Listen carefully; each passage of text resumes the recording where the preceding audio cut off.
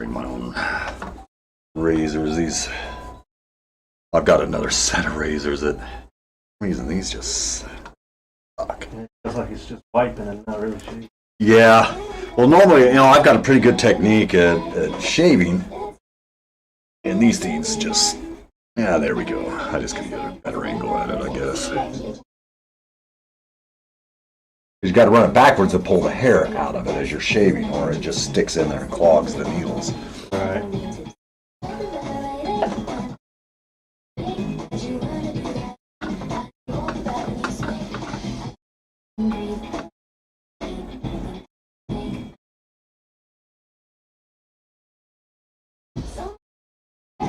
You from Tucson, or? No, I'm from Florida. Okay. I just moved out in September. Okay. Heck yeah. What brought you out here? I got tired of how crowded Florida is. You know, it just... I noticed that a lot of people from Tucson do go to Florida, and Floridians come here too. Right. And it's and that's why I asked, because I know people from both sides of the fence, you know, that are there and here. And I was ready to get move out west, man. I live out west. I have aunt and uncle that live up in Marina. okay. So it kind of worked out. They had a couple jobs lined up for me, and so I just hauled ass. Okay. Out here. What kind of work do you do? I started off as a handyman out here. Okay. And ended up doing maintenance for one of the companies that builds pumps for the mines. Sweet. And they offered me a full-time job there, so in January I took that job, and it's been good to me. Heck yeah, man. The mines do treat people very good. You just gotta, you know, play the corporate rules, and that's about it, right? You know, all the safety stuff. And, Yep. you know, all the SOPs. Got to make sure all the I's are dotted, all the T's are crossed, and you know, keep everybody out of that legal trouble. Yeah, exactly. That's all that is. You know, it's Cover their ass. yeah. But it's all right. They paid me a few hours a week to just sit there and bullshit. Hey, nah, man. Heck yeah. Safety briefings. Yep, exactly. Yeah. Gotta have the safety briefings. All right, Jesse, I'm gonna have you stand up, buddy. I'll have you stand up right over here, and we'll put the stencil on with you standing, mainly because with the radial and the ulna, with the radial and the ulna, even from doing this and then bringing your arm up, it's going to change everything. So I'm going to put it on with it sitting like this, where it's going to sit most natural. Okay. And then I'll let you take a look at it, see what you think, and if you don't like it, I'll get some pics of it so you can see it in its position. You know, compromise till you're happy with it. Like I said, I'm pretty much not picky. As long as it doesn't look like absolute shit. That's nice. Yeah, I hear you on that, man. That's much. I like it too. I just don't like that shit either on your forearm. You'd be like, "Hey, man, where'd you get that?" "Oh, Martin did that down at Tucson Tattoo." "Oh, dude, that thing looks like crap." Yeah, no, that's I can't do that. I've got to redo this whole thing. But check it out. See if you like the position. Like I said, I got to remove it, redo it. But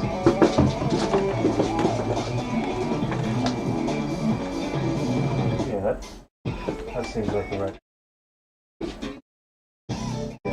all right, heck yeah. Let's go ahead and get that removed.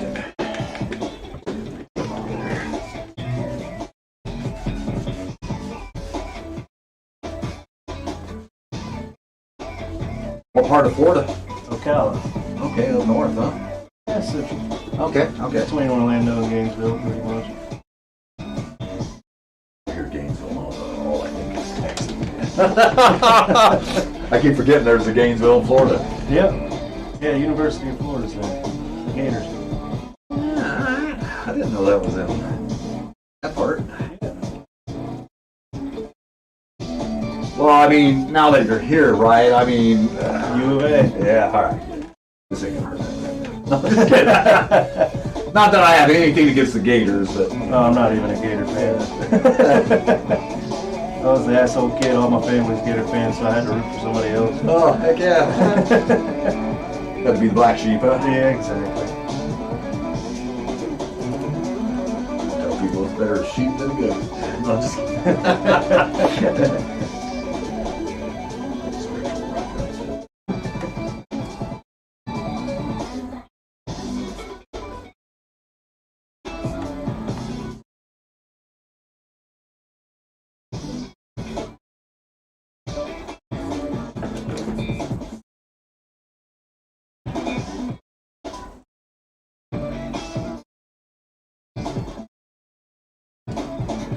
Sure. Parts on there.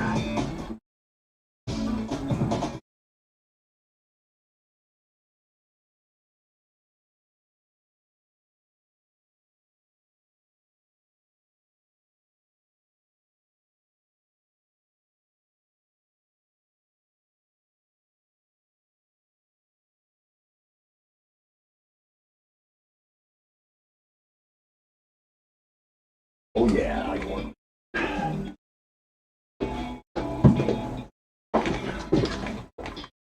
Oh yeah. Yep, love it. Sweet.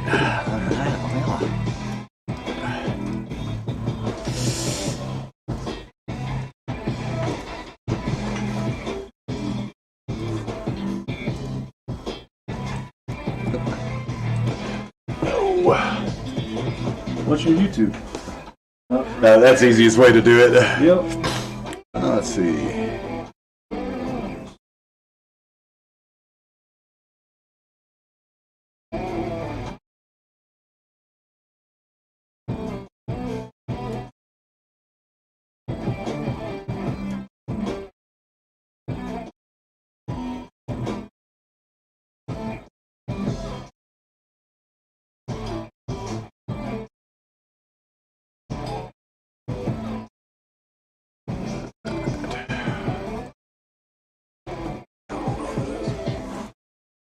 I got a couple buddies that's been trying to find somebody to do a tattoo, so it's Okay. hard to get a hold of around here. You know, yeah. Getting in on just a walk-in basis, it's really difficult now. Don't get me wrong, oh crap. Dashboard.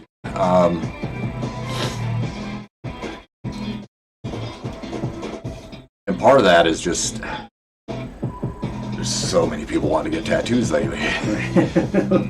Good for you. Yeah, you know, I'm not complaining one bit. So we're going to give that a good 10-15 minutes to dry here. You mind if I smoke a little green? No, not good. I just had to quit. Yeah, sorry, man. Yeah. No, you're good. Let's see here. Go ahead. Now I can fake a little bit more while I wait on you. I got all day. Got a long day? No, I got all day. Oh, okay. Yeah, this probably take 2-3 hours. But I think we'll be good. Cool.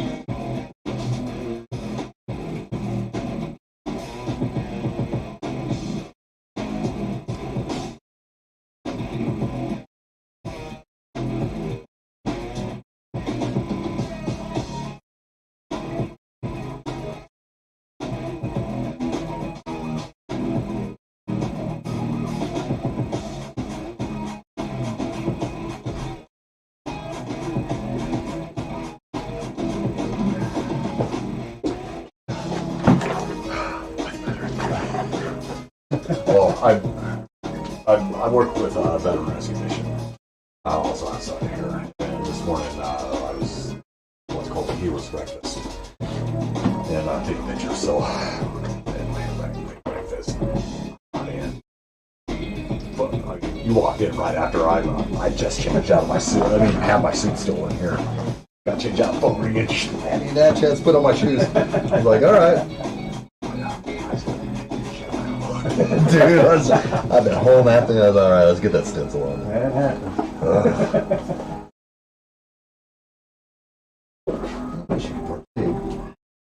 Good job, man. Yeah, I've been pretty good the last few months. So. You ride? Yes, sir. Yeah, I got my bike on. Okay, right on.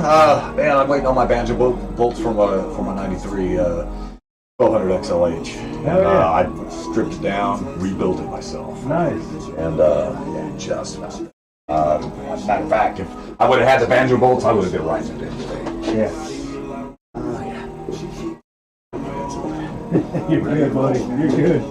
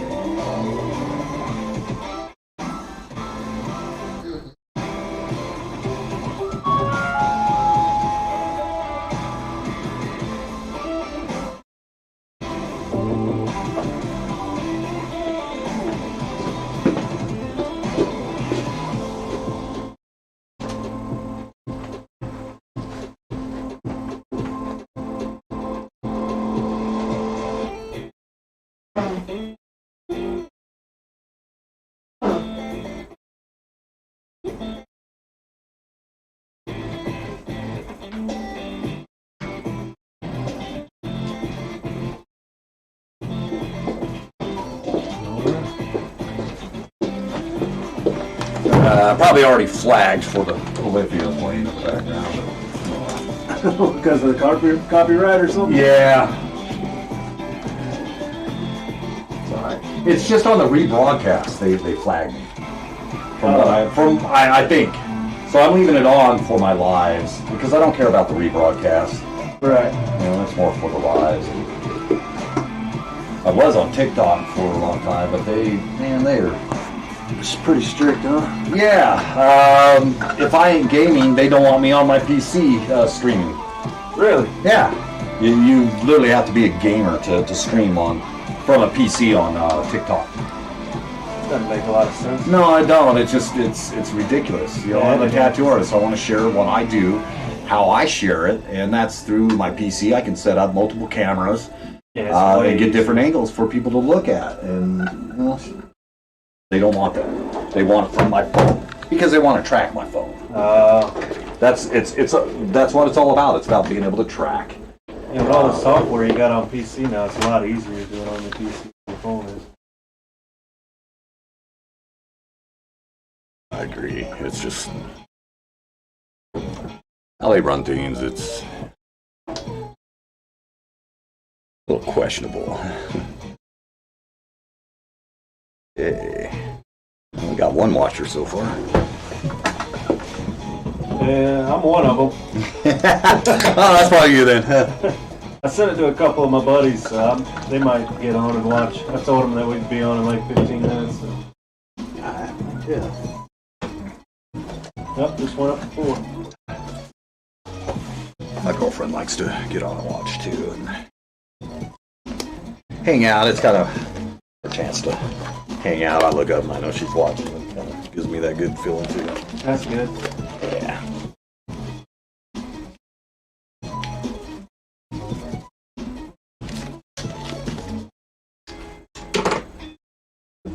All right. Loving up here.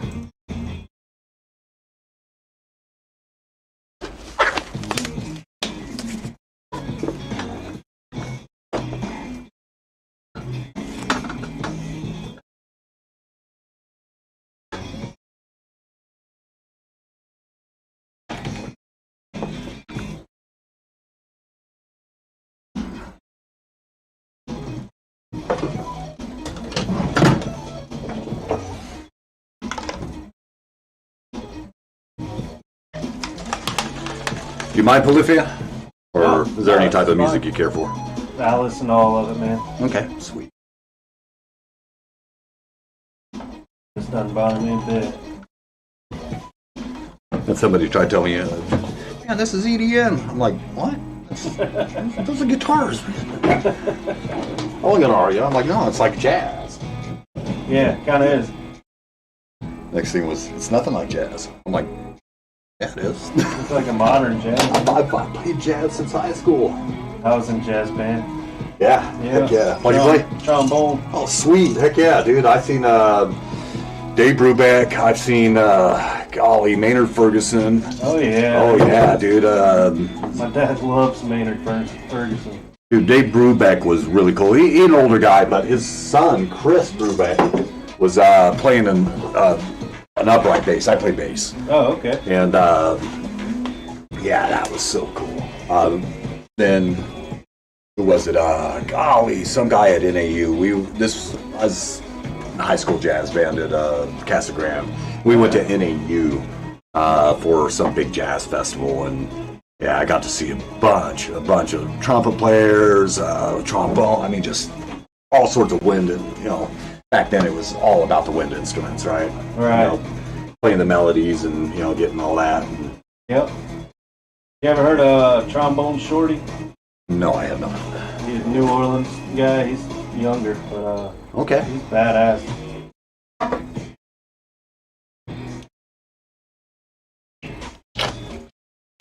High school jazz band was one of my funner classes. Definitely. Kind of took a hit when I was in school. It wasn't really the cool thing anymore. You know, when I started that class, I kind of knew a little bit about sight reading, but I'd never been taught it. Right. And I leaned over to the keyboards, and you know, I knew about bass clef, treble clef, you know, the difference.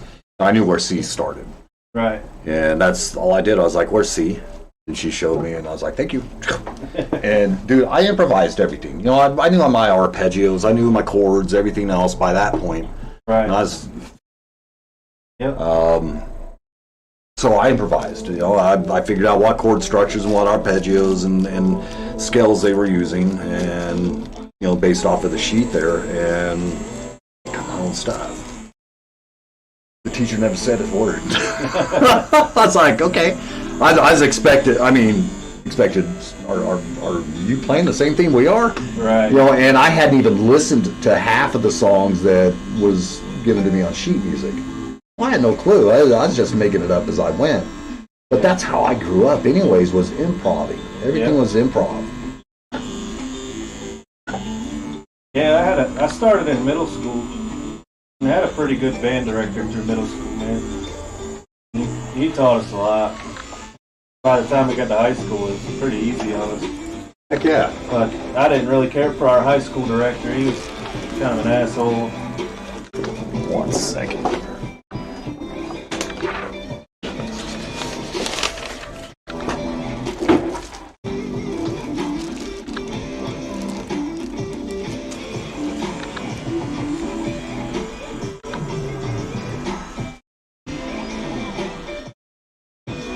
Yeah, I gotta say I was pretty fortunate that I didn't.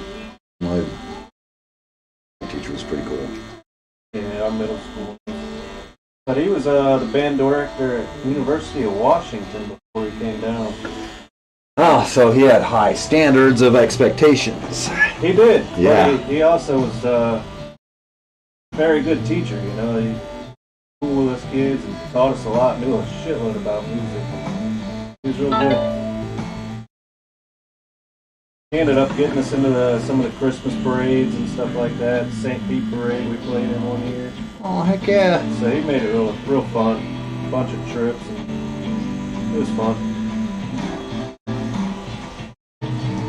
When I first moved to Arizona, no, I've been around stuff. My dad, mom both grew up in the music scene, Southern California, the surf scene. Yeah. My mom dated Chuck Negron from Three Dog Night. Oh shit. Okay. Yeah. Bless his heart, he's dying of throat cancer right now. Yeah, there was one of them that lived in down near Tampa, in Florida. Died a few years back. Forget which one it was. You know, yeah. Chuck was the last one on tour and doing anything. Right. And yeah, when Mom told me the other day, I was like, "What?" Just, but yeah, that was you know, my dad too. You know, he musician, so I grew up around all that and loved it. I love music. I can play music without a crowd. I can pick up and play for myself. Right. You know, I don't have to play for other people. And it's just, not saying that's a bad thing, but you know, just man,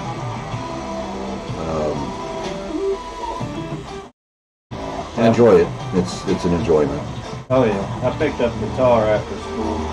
Okay. And it's very rare I play with other people or in front of other people. I played a couple bars for a couple songs, and that was about it. One of them was my birthday night. Okay. It's more for self-enjoyment. If you're doing it for other people. Here's the business end of it. Yeah.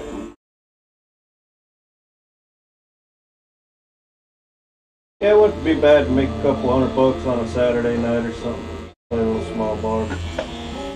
Kind of music? I play mostly like classic rock and country. Okay.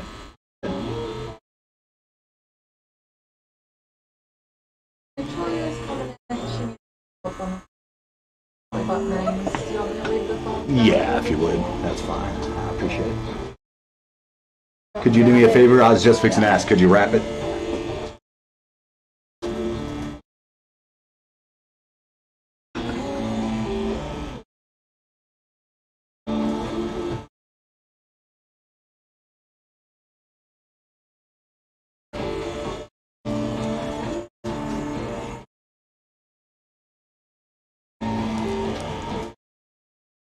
I know there was a 3 o'clock your dad had made an appointment for me with.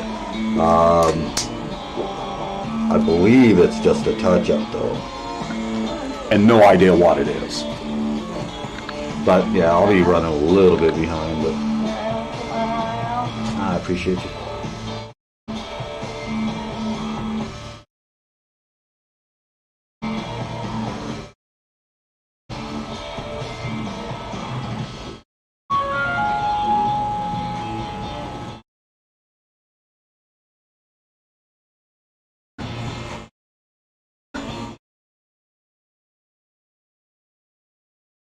Yeah, there's a huge delay on the video.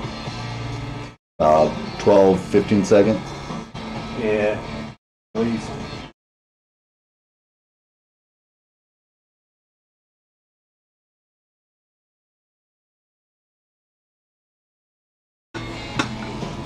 But the viewers don't know that. No.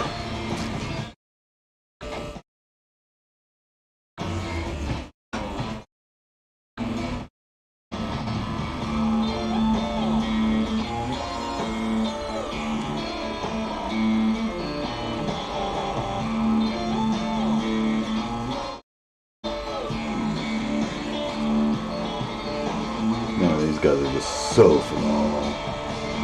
Yeah, they got a good sound. I don't think I've ever heard him before. He's playing a sometimes 7 or an 8-string guitar. Hell yeah. And some of the bass sounds is actually the guitar. Oh yeah. So, which the bass player had to redefine his role within the pocket. And because of that, guys come up with some phenomenal bass lines. And totally dig it. He uses a pick and plus with his other 3 fingers at the same time. Oh, okay. Never seen anything like it. It's his own technique, but I've used all 4 fingers my whole life. Right. You know, on my right hand techniques. Right. And pluck arpeggios, whole 9 yards. You know, but so I kind of took his to the next level without the pick. It's just like, hey, wow, hey, yeah, I hear what he's doing. So I took it and made it mine with my own technique. Oh yeah. No, they're jamming. What's their name? Polyphia. Olivia? Yeah, I'll send a.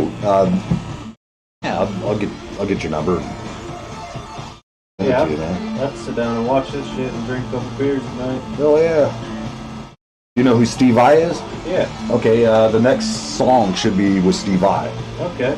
Ego Death. Yeah. He does a little guest spot in it.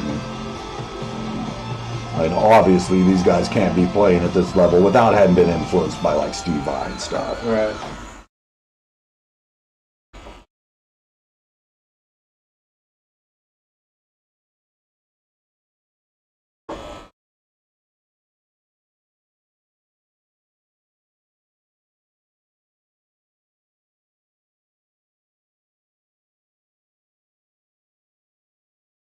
Actually, that wasn't.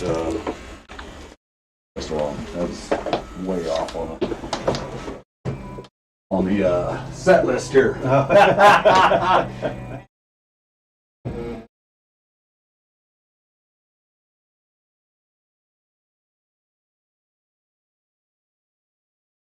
it's the. Yeah, here we go. This was. So I'll play the first song. It's right after this one.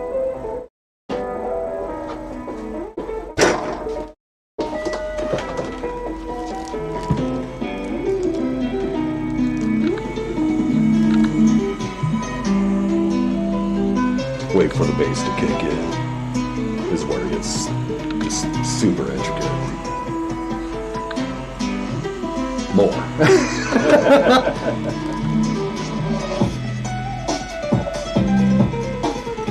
Oh yeah, picking the shit out of it.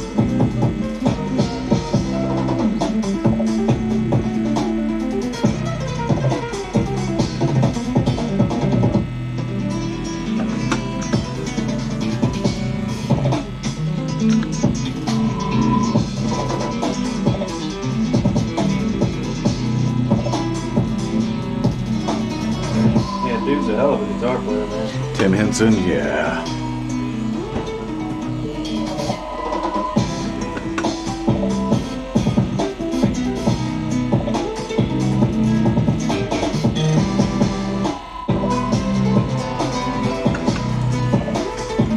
The most traditional rock bass, right? You know, I mean, they're playing right along with the rhythm of the guitar. Right. Versus adding, you know, putting in their own pocket. And that's what I really love about this. It's like its own thing. Yeah.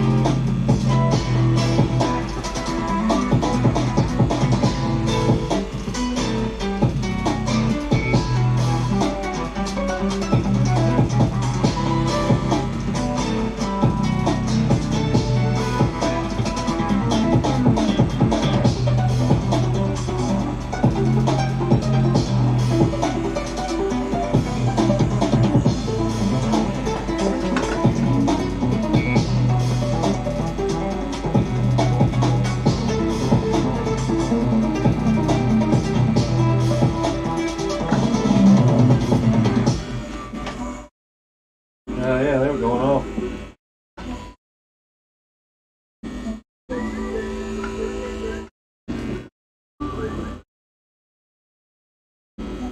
I had this client for years that I had no clue he uses guitars and could play this stuff. Oh, really? Yeah, and he does his own recordings and stuff, but you know, he's just like us, you know, just for himself. And I was just blown away by the stuff he was writing. I was just like, dude, really? Yeah, you should do something with that. I can't play this shit.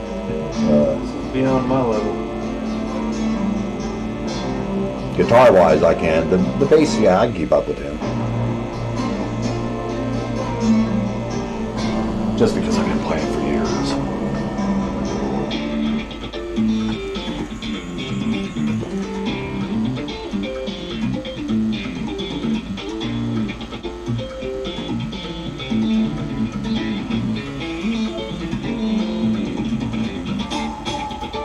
Yeah, this is the one with Steve Vai. He's like this slow solo that comes in, and they just builds it. Yeah, I mean, he builds it.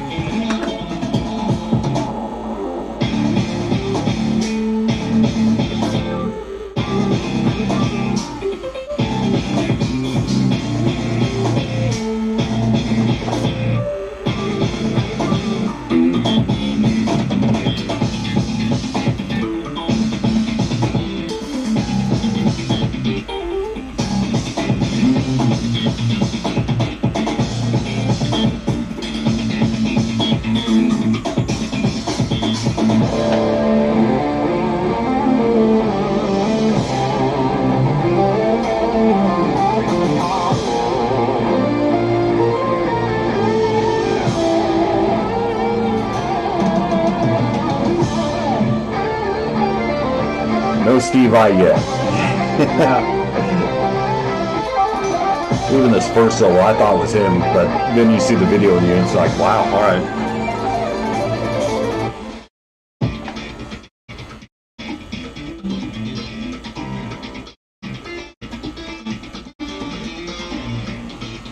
Of course, they don't even do drop D tuning, they're doing drop B. Right. It's just like, alright. Getting that top string real deep, huh? Yeah.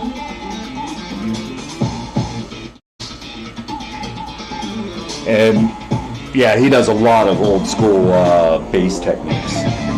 double thumbing and stuff like that. That's the guitar solo here is the second guitarist. I don't know his name, but.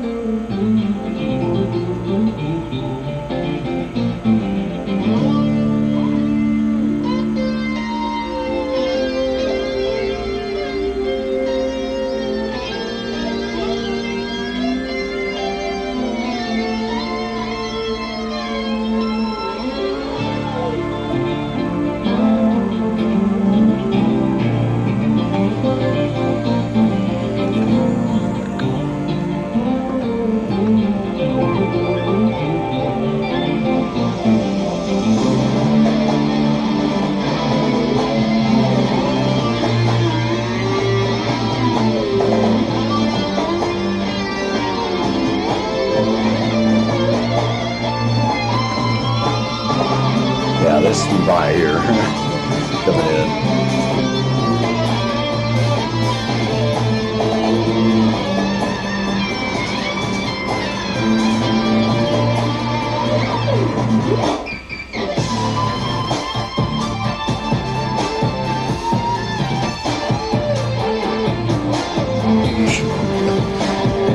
Just the stuff he's pulling off, right? I mean, like it's nothing. It's just so fluid.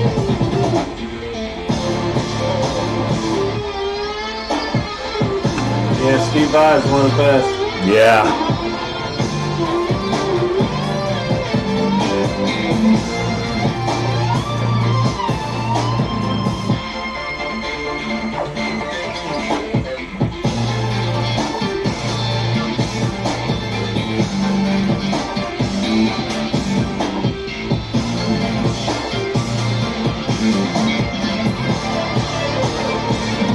Yeah, I had a client in yesterday. He had never heard like Steve Vai, some of these other people. Joe Satriani, he had never heard of Joe Satriani. Oh yeah, I'm familiar with him. So I kind of turned him on to that. And some of the bass players like Billy Sheehan, Stuart Ham. Yeah. It's like, heck yeah, man. Yeah, Satriani's been around a long time too. Yeah. He used Stu Ham for his bass player for years when he first started out. I don't know who he did now, but a lot of the sound that Clay Grover, the bass player here that's playing, that's who I thought was playing when I first heard it. I was like, man, that sounds just like Stuart Ham. Okay. And the sound, right. Not necessarily the techniques, but the more I listened to it, I was like, nah, ain't Stu Ham.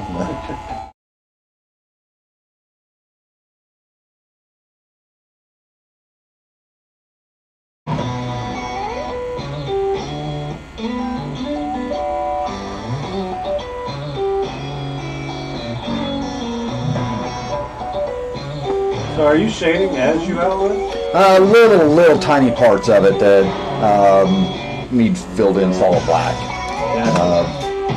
as I go along. But only the liner can really get.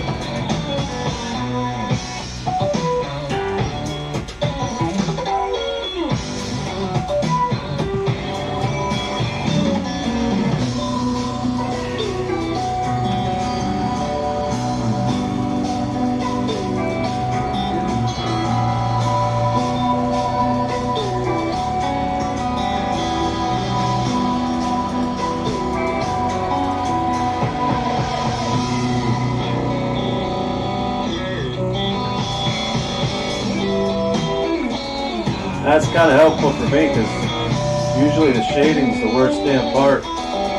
Okay. Get it while it's fresh. A lot of the other ones, you're like sore already by the time you go back and really start shading.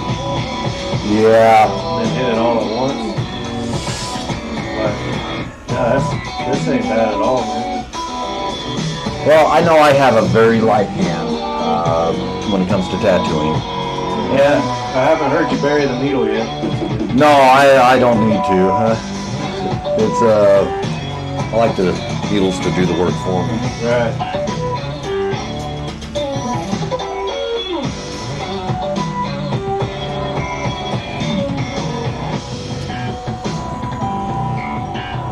Nice little bass solo in there. Yeah.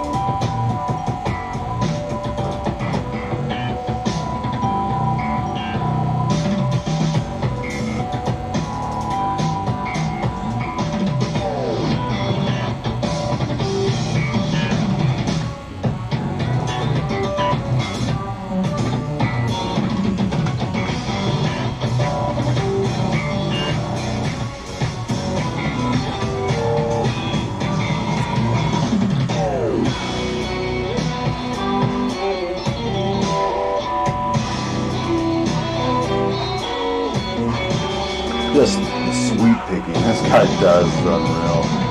You heard of Yngwie Malmsteen? No. Yeah, he, a lot of people knew about like Randy Rhoads bringing classical into rock. Well, Yngwie really brought it. He was the one who brought like Bach and Beethoven straight up into metal.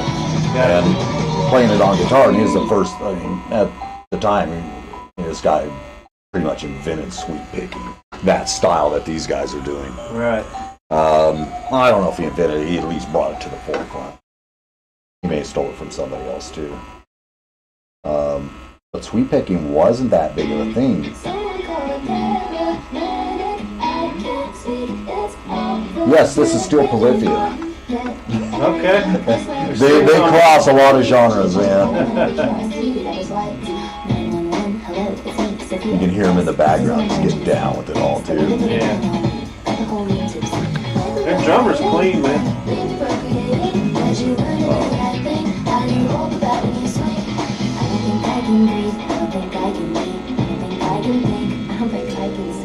That last song he was.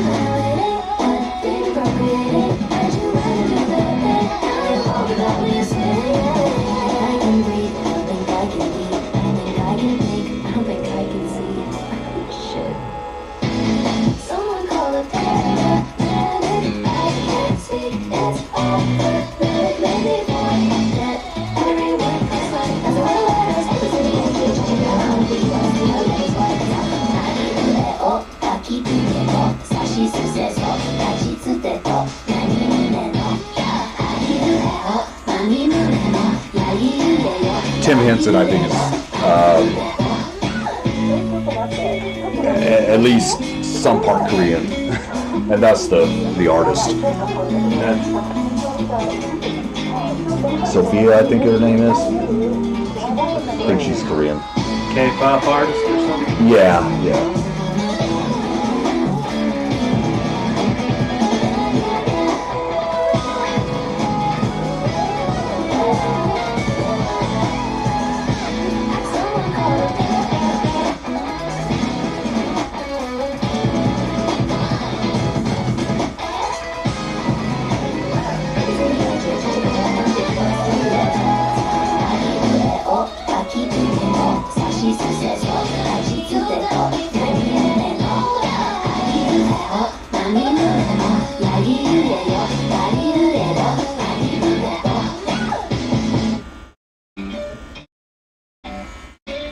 Quite different than what? Everything else is just like, okay, alright guys. Yeah, they're all over the place, but what cool sound. See, if I was doing it, that's what I'd do. I don't care about genres. Yeah. I'd be playing everything from reggae to Latin. You know, it actually played Latin music when I was younger. Did 2 albums with the local band. Oh yeah. Yeah, it was phenomenal experience, and best musicians I've ever played with by far. Playing jazz, high school jazz at the same time, and man, just the gentleman that wrote the songs, Frank Figueroa. Oh yeah. His dad was a saxophonist for Tito Fuentes, famous percussionist in the Latin realm, and also he was raised in a phenomenal. I mean, Frank, you hand him any instrument, he could play it. Wind, string, keys, just about anything you put in front of him, he could play. Right. And not only on top of that, just phenomenal songwriter. He wrote the songs, his sister wrote the lyrics, and she was the singer. And unique. She was only about 5'1", 5'2", and had a range like nothing else. Yeah. And that's one of the things you need to, in the industry is to have original sound. You don't, forget it. Nobody wants to hear somebody that sounds like George Strait. They want to hear George Strait. Yeah, exactly. But within that, man, Frank had done the LA scene during the 60s and 70s with a group called Mama's Mink. And they've done several 45s, singles, nothing but singles. And but very prominent. Matter of fact, one of the keyboardists that's still around here, Lamont Arthur, he was a part of that. And he's still very active in the music scene here around the Tucson area.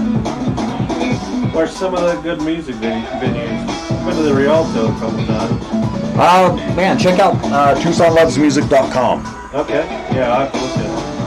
I got bands in town, but it seems like they miss a lot of the damn concerts. Yeah, it's crazy. I truly believe Tucson could be another Austin or another Nashville. Yeah. I mean, we have such a rich culture of music here, right? That influences everything. And yeah, like that lab band I said, we've had this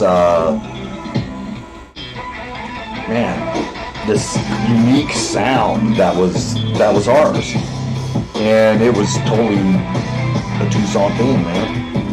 It just from the area, right. Everything that influenced. Good part of the band, the majority of them were from Douglas, Arizona. Oh yeah, and, yeah, Frank was born and raised there. My stepdad, he played congas and percussions, and several other people in the band. There was like 8 of us, big band. Right. And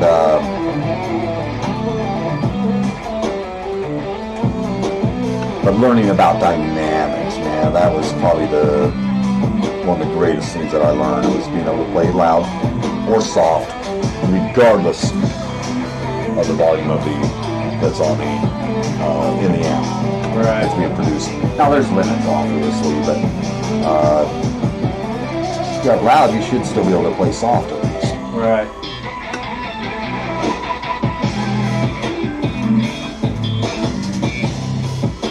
Yeah, them Midlands from out there in Sonoyta, or the lead singer is. Who is? Midland? Midland. Oh, okay. Yeah. Yeah, there's lead singers from Sonoyta. I didn't know that. What's his last name? Trubiak? Mark Trubiak? Oh, I'm not familiar with the members. Well, hell, my dad, my supervisor's dad is a musician, lifelong musician from out there around Sonoyta. Okay. Andy Hersey.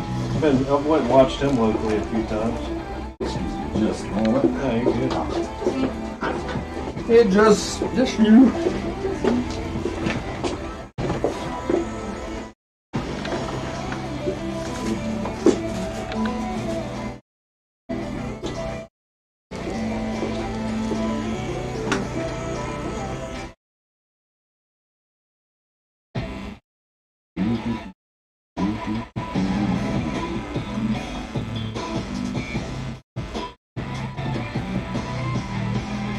There's still a few musicians I'd love to go check out live. Marcus Miller.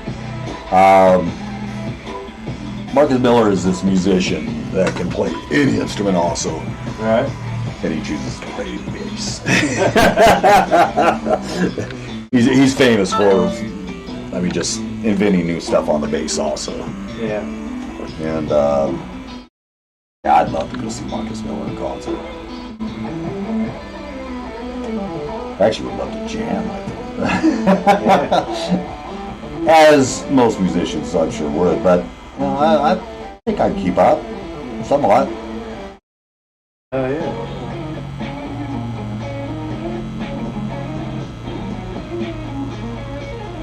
At least provide something for him to mess with over it. My solo stuff would be very dull compared to his stuff, you know.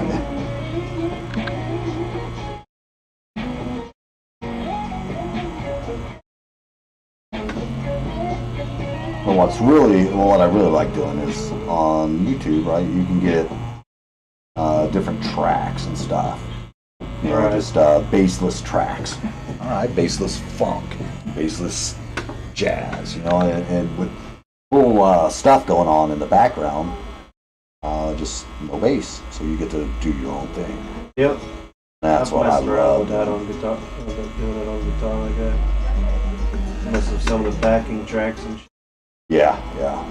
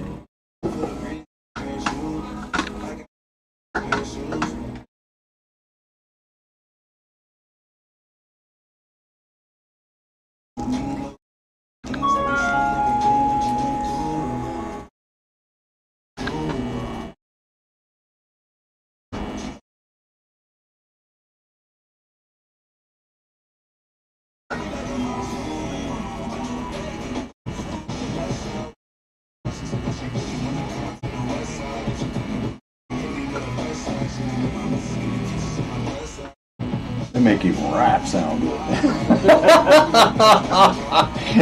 Yeah, they play with a little bit of everybody, huh? Yeah. just shows the quality of musicians right there, man. That they're, these guys can pull off just about anything you want. Yeah. Still have their own sounder. Yeah. We are switching needles.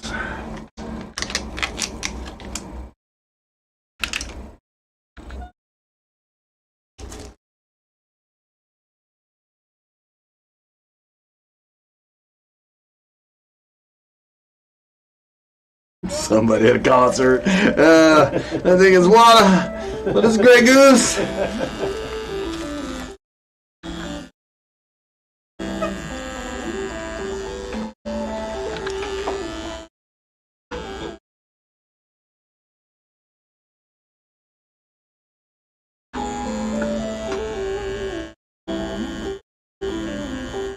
There's my cousin just commented on that. Oh, okay. Chris Harris, look good. What's up from Florida? Hey, what's up, Florida?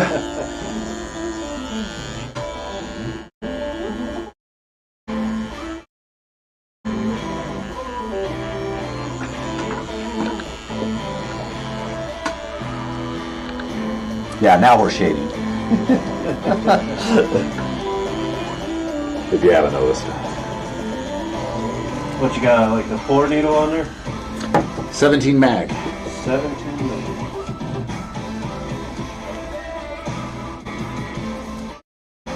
Before I was using a 5-round liner. I've got 4 needles set up for this. I'll be switching back and forth as we move along here. I also have a 7 mag I'll be switching to, which is obviously smaller to get tighter spots, and I have an 11-round shader to get some of the more solid, small areas, little things like that. Gotcha. Back when I first started, man, I was so skimpy on breaking out needles. I mean, each needle you break open is it's money. But now, man, it's like, give them everything you got. Yeah. It takes 8 needles. I'll use 8 needles.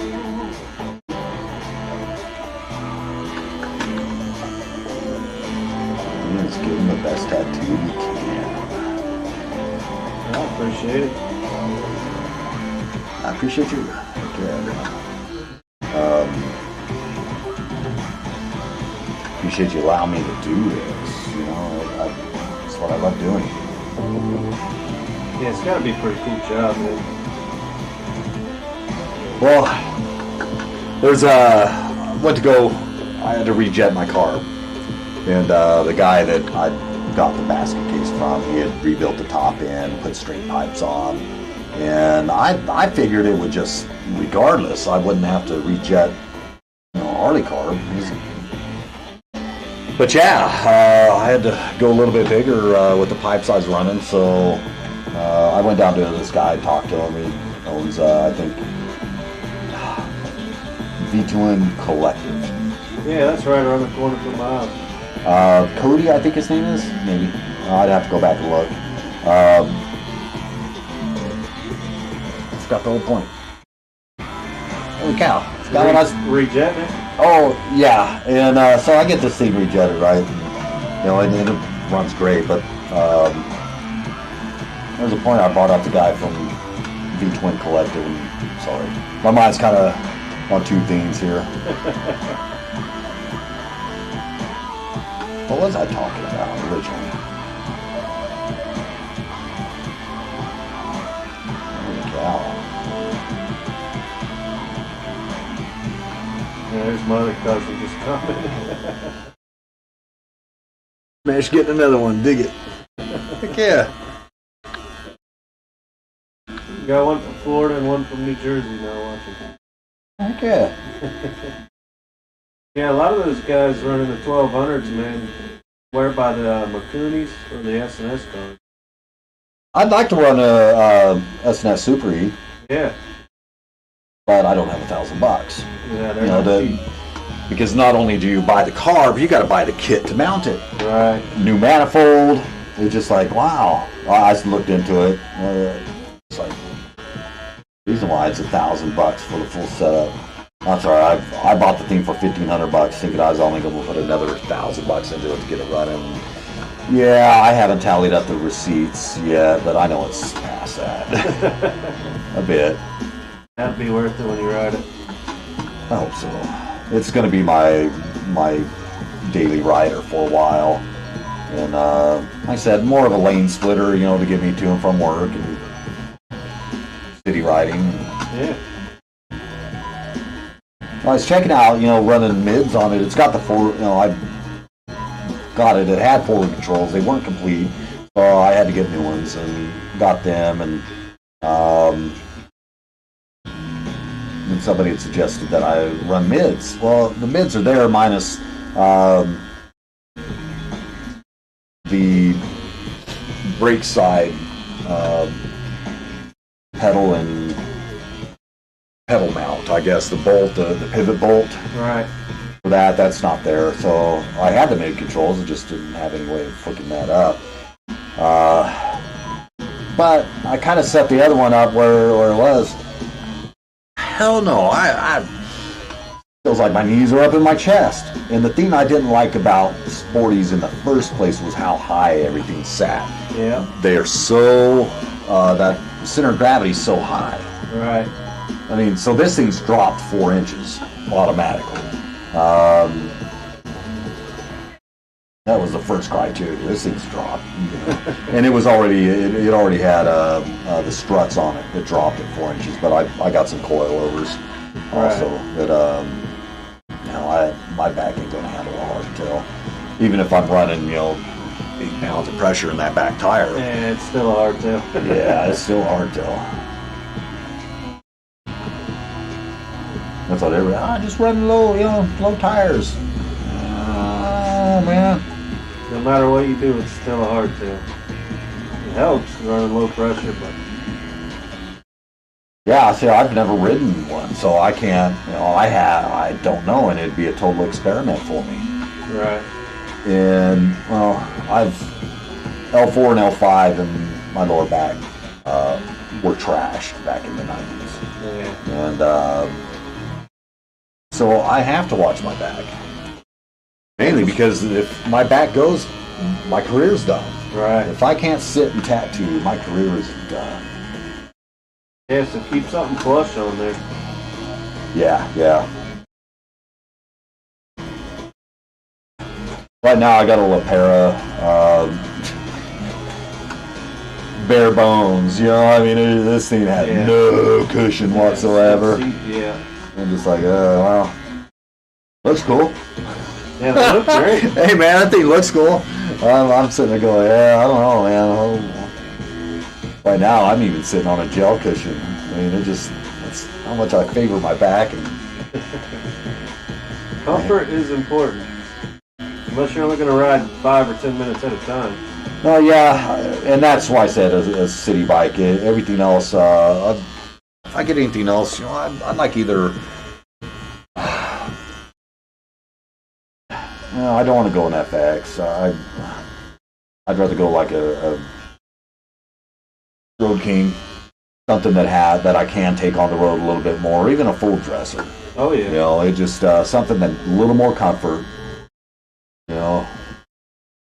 Yeah, I love mine. I want to get like an old iron head hardtail. Well, you know they have a saying for those, right? Ride them out, push them in, Yeah. push them back. That's the Ironhead motto, man. Oh yeah. Ride them out, push them in. Push them home. Ride them out, push them home, I think is the proper term. And those Evos they're bulletproof motors, man. Dude, I love my Evo. I do. Though it's a sporty Evo, it's still, you know. Yeah, they're bulletproof. You take care of them, they run forever. Yeah, I was trying to do some trade work with a guy that I seen on Marketplace that had golly, I think it was a 97 Road King. Yeah. Just almost full basket case, but the engine and the tranny ran. Right. And he only wanted 1,500, and I was like, dude, I'll do some trade work for it. And I didn't hear no response. Yeah. So yeah, dude, that engine and tranny alone is worth 1,500. Right. I don't care if it's running or not. And he's, you know, and said that it ran. Right. All right.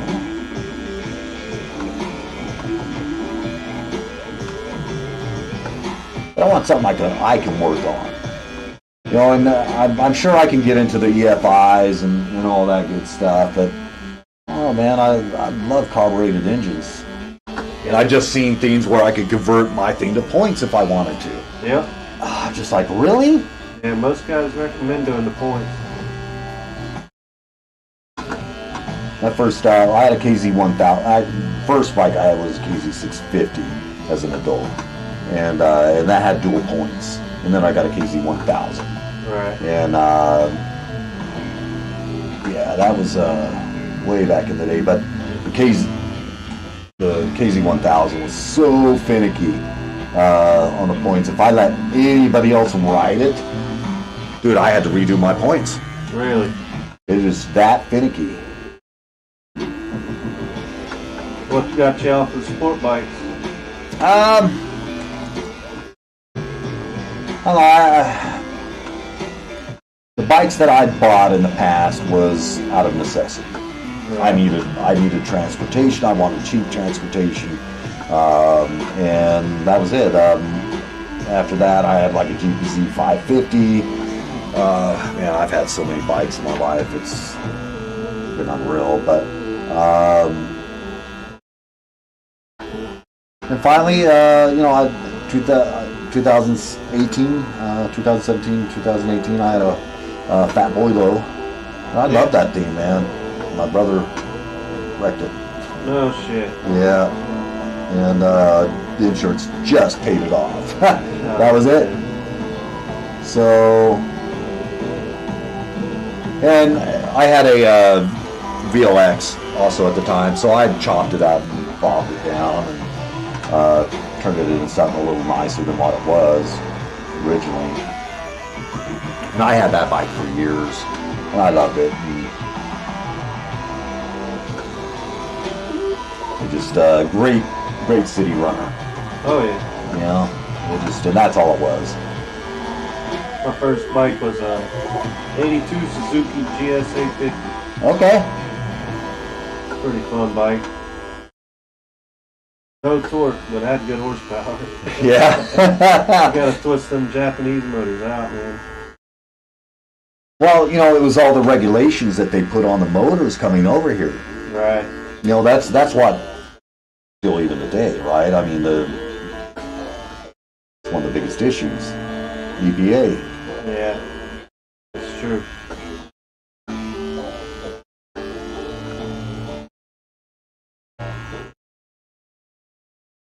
Part of that was all new cars entering and all that had to have the auto start stop for the gas, Yeah. things like that. It just, all these regulations that shut out the little man. Yep.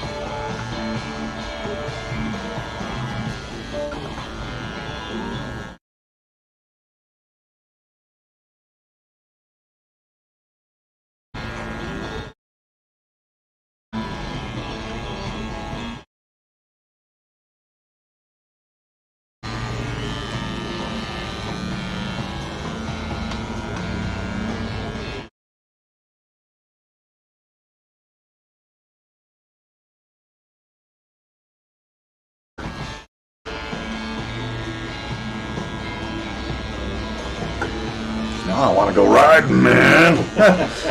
Stupid banjo wolf. Yeah, it sounds like you passed due. Yeah, it's been a few years.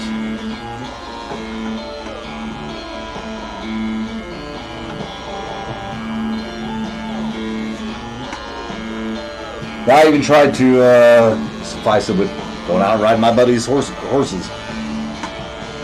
Yeah, just not the same, huh? It's not. I mean, it is different. Don't get me wrong. I love riding horses too.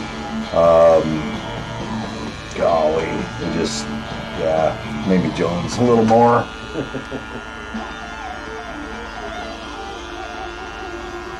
But I imagine in Florida, man, you got a lot of riding days out there too, right? I mean, temperature-wise, yeah, but it rains all the fucking time. That's nothing every time. Every day you ride in Florida, man, you're probably gonna get wet. Yeah. But the riding out here is way better. Honestly, man, the roads. You get out of town, there's no traffic. Arabaka Road or riding up Mount Lemon, riding up to like Globe. Yeah. Some great rides out here, man. Our roads in Florida are straight, flat, and crowded. I thought we had some pretty flat roads here too, pretty straight roads in some places. That's got to be Duffy. I can tell by the bike. Uh-oh. Duffy. Oh, yeah.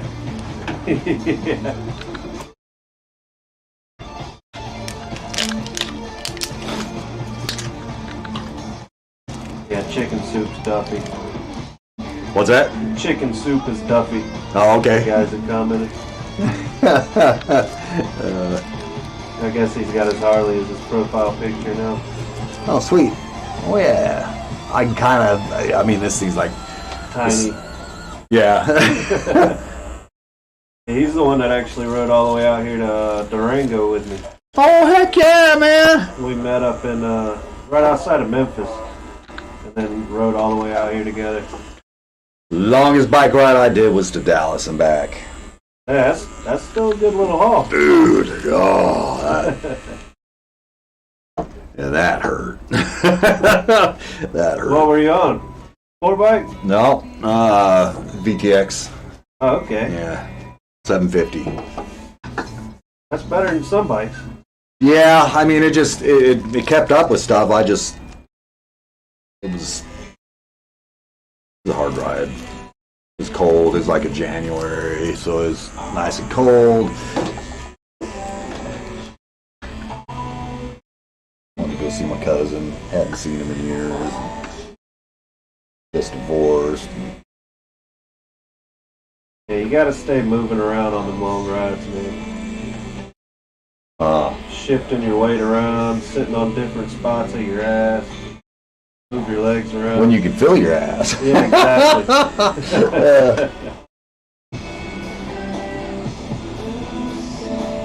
Most I did 750 miles a couple of years ago on the way back from New Hampshire back down to Florida.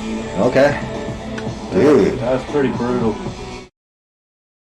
What kind of bike? On this one. Oh, yeah. It's still, yeah. Wow. That thing was comfortable though. Yeah, that new seat helps out a lot. I had a step-up seat on there, which after that long, you feel like you're just sitting on the fucking seat pan, you know? But this seat here is a lot better. Thank you.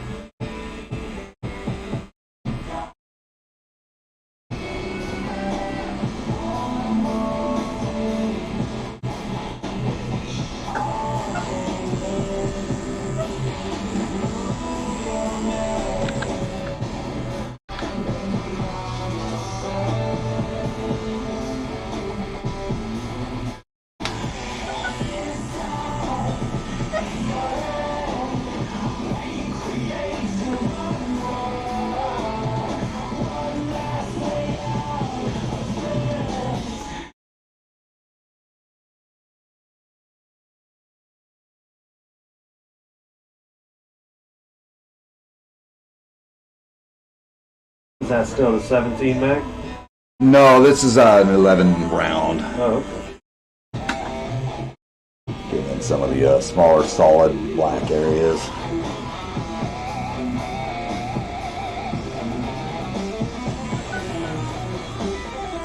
Oh, I forgot. You're sitting there watching. Yeah. There's a little delay to it, but it's pretty cool watching. Okay.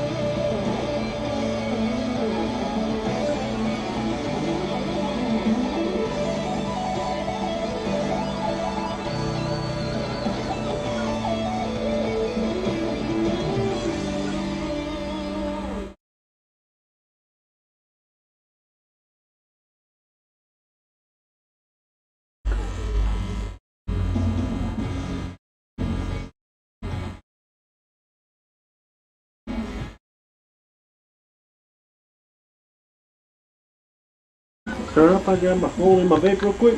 Yeah, absolutely, man. Well, we've been at it for right at an hour. If you want to take a, I'm alright with or without. I'm good to go. I was just gonna text them back because they're sitting there messaging me and shit. Yeah, no worries.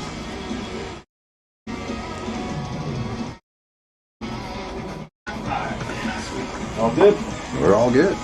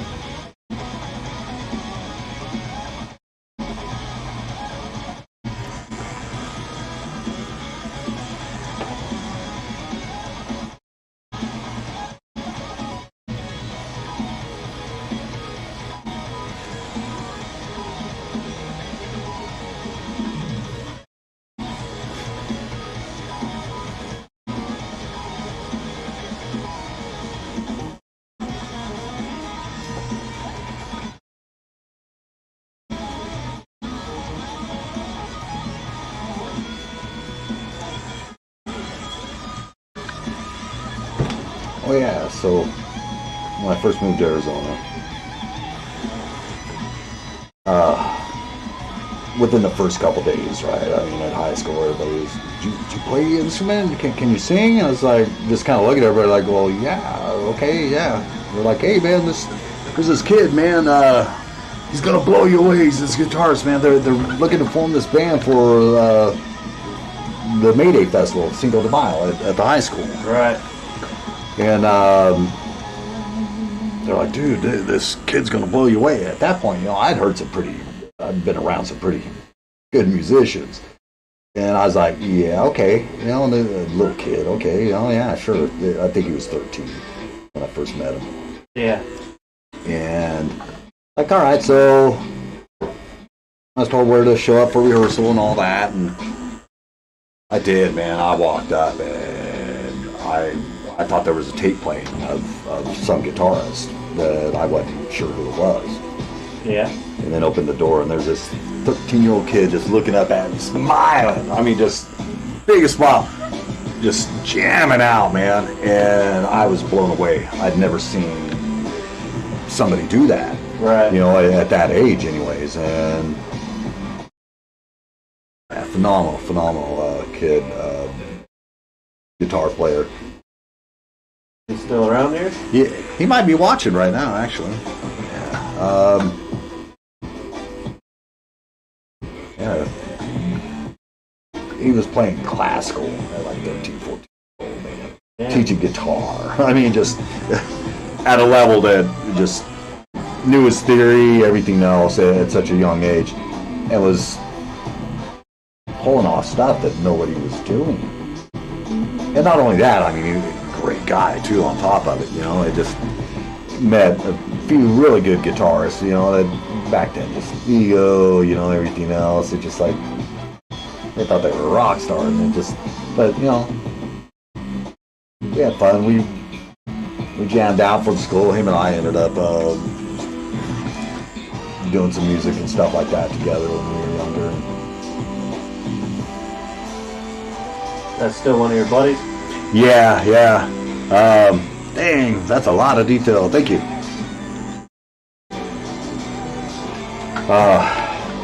Yeah, we had lost contact for quite a few years, and then it just recently in the past year, man, I was just really compelled to find him. I found his ex, and I reached out to her and asked her if, you know, she knew how to get a hold of him. And they were still in touch, so though they had divorced, and she gave him my number, and he hit me up one day. I was like, "Hey, what's up, bro?" And he's living in Cascade still, but yeah. You ever play in any bands or anything?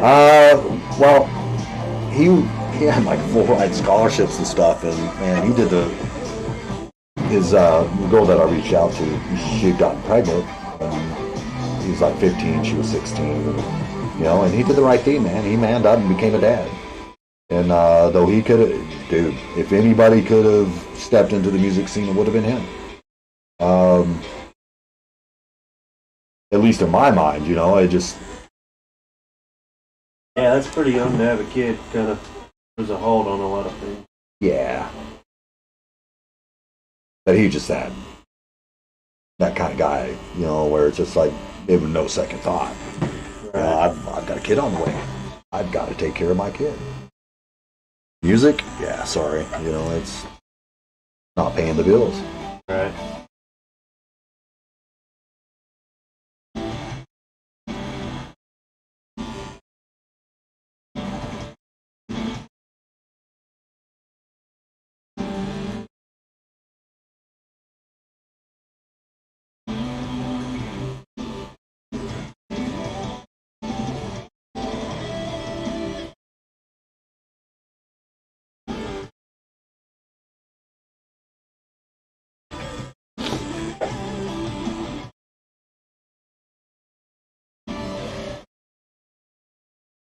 Yeah, I didn't realize how many opportunities I had growing up, though, you know, within all of that. And it just, to me, I had never really achieved success in it. But looking back, it's like, yeah, I did. I was doing it. Right. You know, I was there doing it. And yeah, there was success there. It just, I didn't want it. I didn't want to stay in that realm, man. But I was more running for myself than anything. It's easy to do. Yeah, I wanted to party more than anything when I was young, so I never really took the opportunities that I did have. You ever heard of A Day to Remember? Yes. They're from my high school. Okay. Grew up with them. That's one of the, probably the only real famous musicians come from our hometown. But when Pantera first formed, they didn't have Pete. I think that's his name, right, Pete? The singer? Yeah. Pretty Phil. sure. Phil, yeah. Yeah. The original singer was Thomas Stowers from my hometown. Oh, okay. Well, where I was living at the time, anyways, and his little brother we ran with. And yeah, I got to see one of their rehearsals with Phil. And then they played later that day at the ranch in Munster, Texas. I got to help bring in equipment and stuff like that. And then once the show started, yeah, they realized I wasn't of age and I had to leave. Oh, no shit. Yeah. Not before I was pretty wasted. I just had to go wait out in the truck.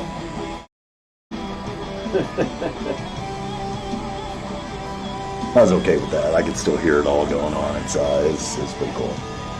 You know, and and that's before they were even big. But man, they were huge down there. Right. It's usually how it starts off. The Day to Remember was real big in our town when we were all young. They're still in high school playing the local shows and shit. And it wasn't long they were fucking in Japan playing and shit. What happened?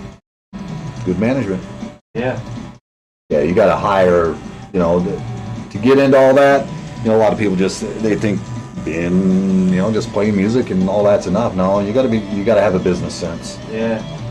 And or at least hire somebody that can get you in where you need to be. Right. And that costs money. So you're paying for it. Yeah.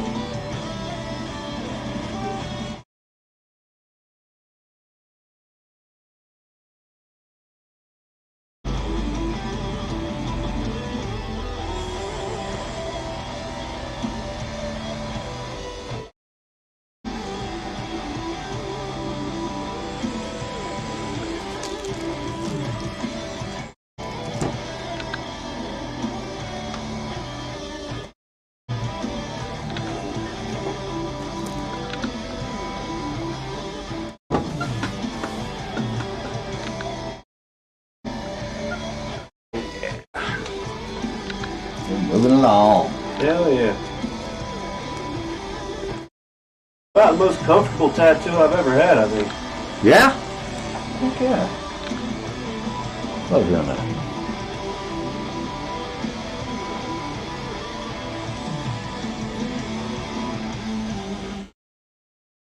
Me and my one buddy got me and two of my buddies were all drinking at the bar one night. My one buddy had just had a kid, so he's like, I want to get a tattoo. I got his footprint, and he had his footprint in his pocket.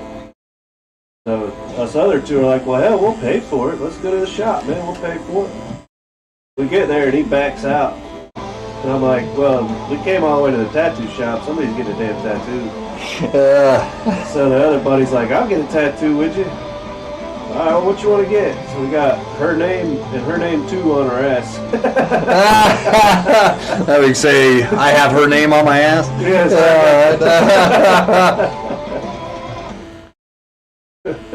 Bet you $100 I have her name on my ass. Exactly. I need to use it more often. That shit was pretty funny.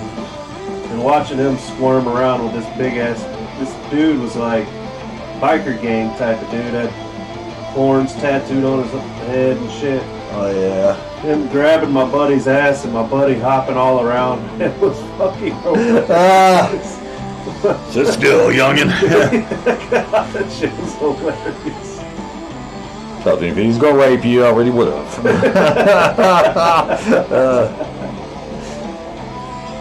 And sorry, there wouldn't have been much you could have done. Nah, this dude was fucking huge.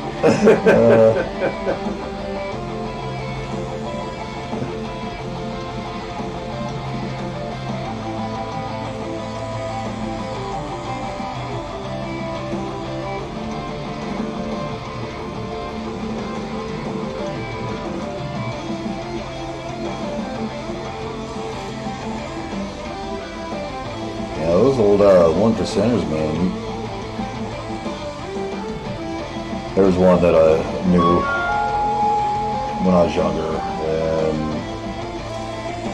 there's a couple other people that knew him too. And I worked with him for a while. He's a tattoo artist, and so we were kind of close.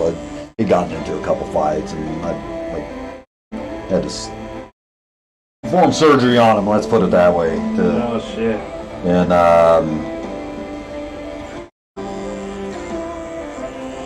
then one time, decided to threaten me. I I'm glad I didn't do it. He didn't know my background. Not fully. He thought, yeah, just, okay, well, some empire, whatever. Like, dude, I've been in full-blown riots. I'm not scared of any man. I ain't. Am I scared of pain? Absolutely, I'm scared of pain.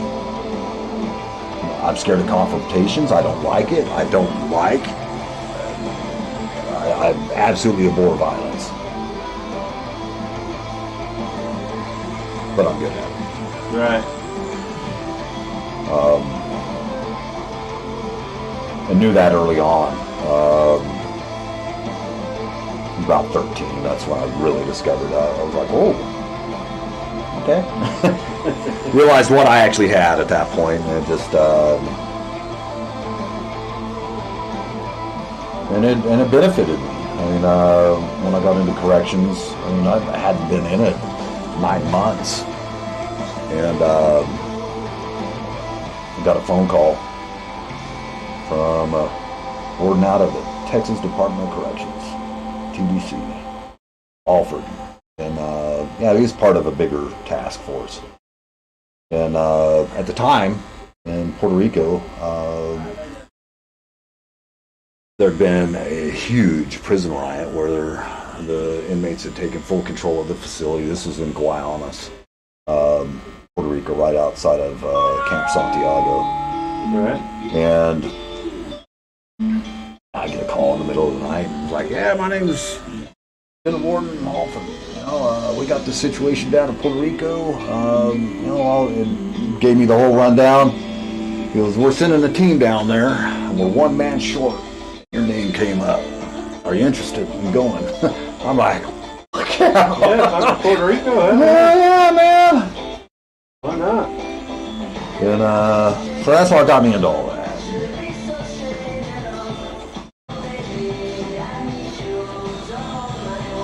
Had no idea what I was doing walking into it, but they said, well, we're gonna fight.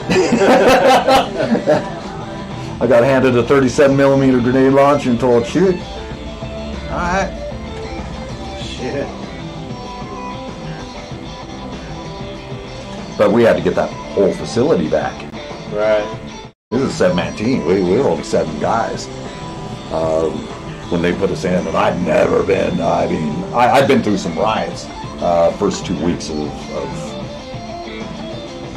being on the job, and then which got me to another facility because I didn't play that shit either. I got into trouble with the warden there, and same day that I got in trouble with that warden, another warden from another facility called me and offered me a job. Oh shit. And so I was like, all right, you know, hey, I'm getting job offers here. And so I went and took the higher pay. I did, man. Yeah, obviously. I mean, it's like almost like $3 more an hour. Heck yeah.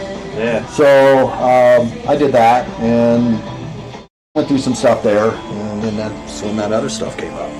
And man, I started sitting around the U.S. getting training people. That was some interesting stuff. I was a tactical chemical munitions instructor. Oh yeah. Well, tattooing sounds like it'd probably be way more fun though. It's a lot more relaxing. Yeah, exactly. I'm not risking my life and limb like that. I was a younger man, yeah, sure. I'd love to join that dude. I ain't gonna lie, I really loved what I did. And my ex, I'd gotten back from being deployed for, guys, I think it's 4 or 6 months I was away. And come back. I was supposed to have a full month off. It's like, no, okay. And so, right up to Las Vegas. And as soon as I get up there, my pager goes off. I call back, and it's like, yeah, well, I said it was back to Puerto Rico. And as I was getting on the plane, I expect that. She's like, when you get back, you go again. I won't be home when you get back. No shit. So, I got back, put in my 2 weeks, and moved down to Tucson after that. Started working at the VA hospital for a little bit. I just couldn't do a desk job, just couldn't do it. I tried. I really tried. And then tattooing just kind of fell in my lap. Were you always an artist? To some degree. To some degree. I always liked drawing and everything else, but when I say artist, I mean that includes music, that includes all sorts of stuff. And so Yeah, I can't draw worth a shit. it's something that's cultivated. Just like anything, any job skill, it's an artist is no different than a mechanic. Right. You have your tools, you have your methodologies, and your processes. So how you go about things, it's pretty straightforward for me, anyways, at this point. Yeah.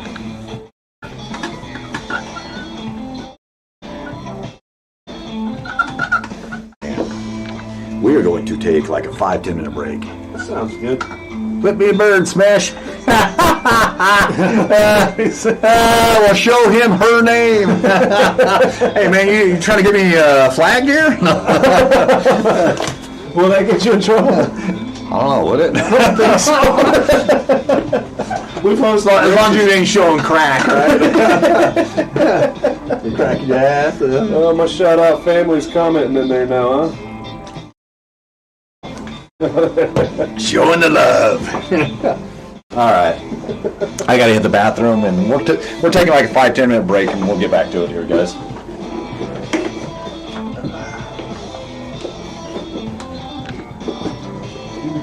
Oh, yeah.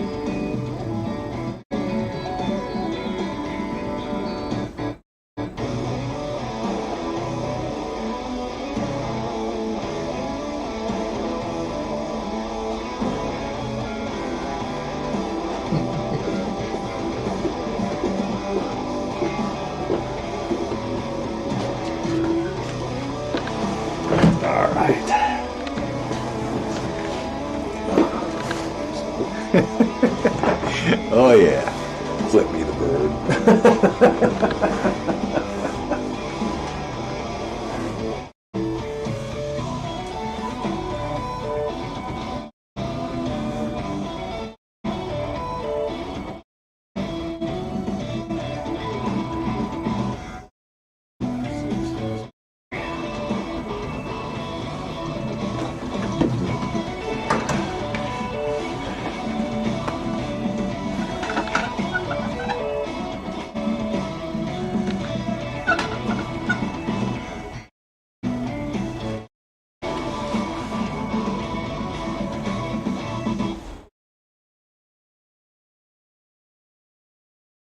So how many artists do y'all have in the shop? 4, and an apprentice. Nice.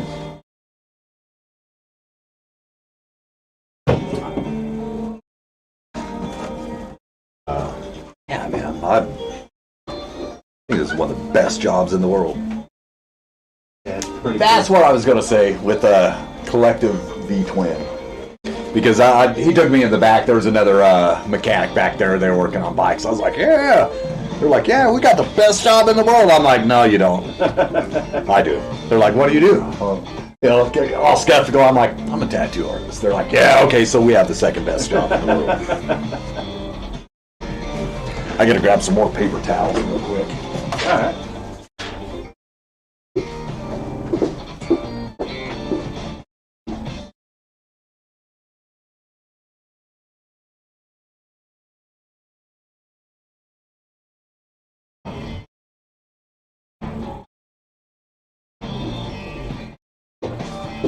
Our apprentice gets to cut some paper towels soon. Oh yeah. Yeah. He's a good guy though, man. He's like 34, going through an apprenticeship, and very mature, very mature. He's a manager of a bar downtown. Oh, cool. Just funny, his girlfriend's a tattoo artist downtown, and his girlfriend and my girlfriend are really good friends. And it's just, it kind of, how he heard that we had an opening for an apprentice. And he knew Dooley, the owner here, really well. I mean, it's just like this 1 degree of separation between it all, how it worked out. Yeah. That's the best ways to get jobs, man. I agree. Yeah, I haven't had to fill out an application in years.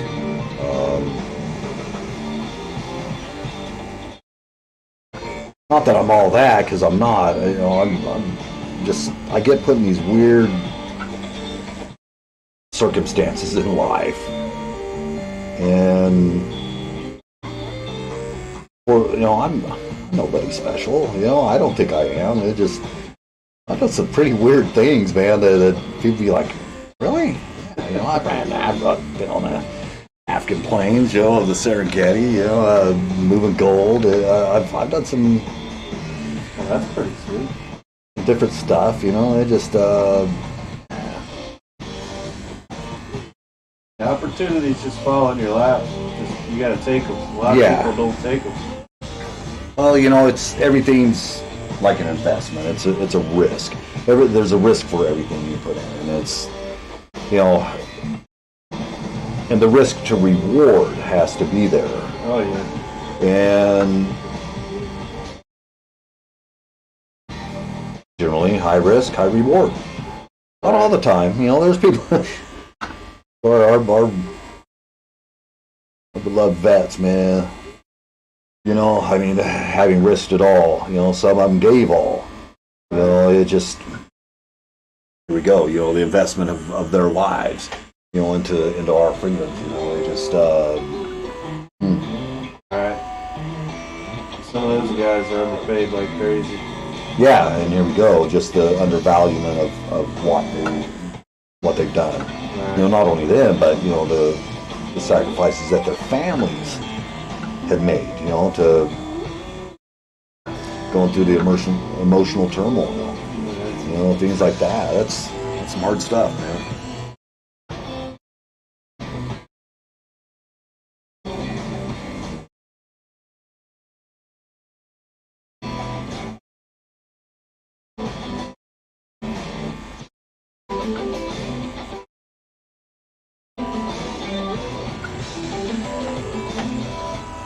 I believe our vets are an underserved part of the community. Right. You know, they just. And don't get me wrong, my heart goes to the underserved in a major way. And I feel very blessed in my life, you know, though I don't have much. You know, it's just, I believe that, you know, if we want the change in our communities, you know, and things like that, the homelessness, the drug abuse, all that to stop, you know, all of us have to be involved in some form or fashion, even if it's just raising kids with the right values. Right. You know, to value human life above all things. It doesn't matter if somebody, you know, thinks differently than you, dresses differently, acts differently. You know, they still deserve human dignity. Right. You know, that's where it starts. Everybody deserves human dignity.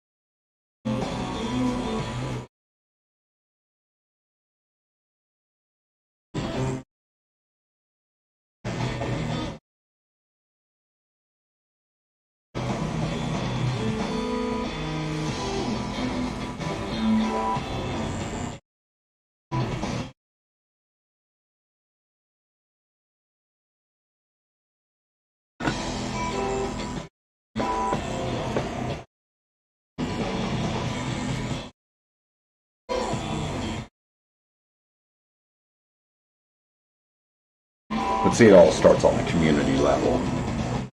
You know, and what I really advocate for is people to, you know, volunteer. You know, the resources are there in the communities. Most communities have the resources there with the NGOs and everything else. Be able to help out with the homelessness. There's and the drug addiction, stuff like that. But here's the issue: is a lot of the people on the streets don't want off of the streets, and because of that, now we have government entities buying up land to subsidize housing and everything else, and they're going to force these people into housing. Yeah, it'll probably be a rough housing. Yeah. After a while. Yeah, it'd be like a prison, man. Ones that don't want off. Make it bad for the ones that do.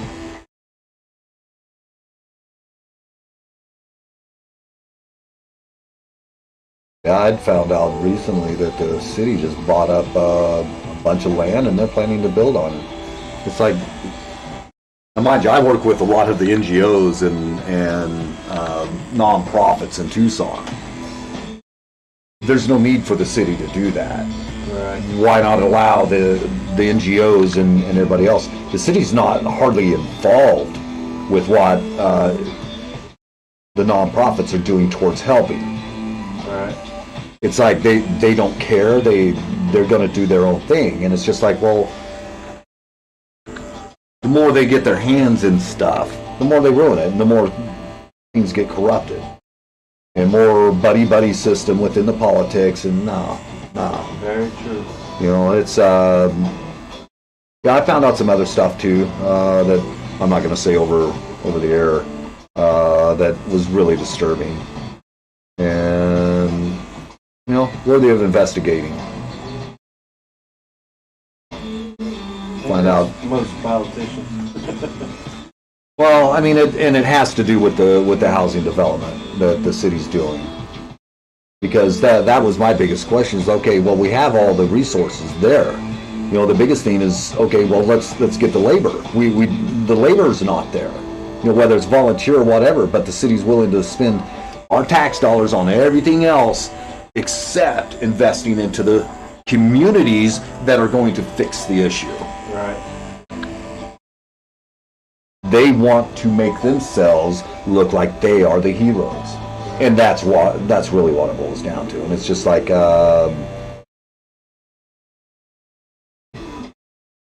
I said, there's so many businesses that are all ready to go and take care of all this stuff.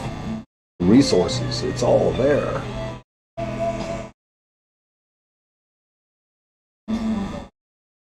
Non-profit businesses. Right.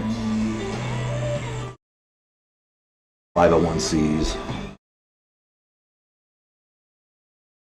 A big part of their career is making themselves always look like a good guy. Uh-huh.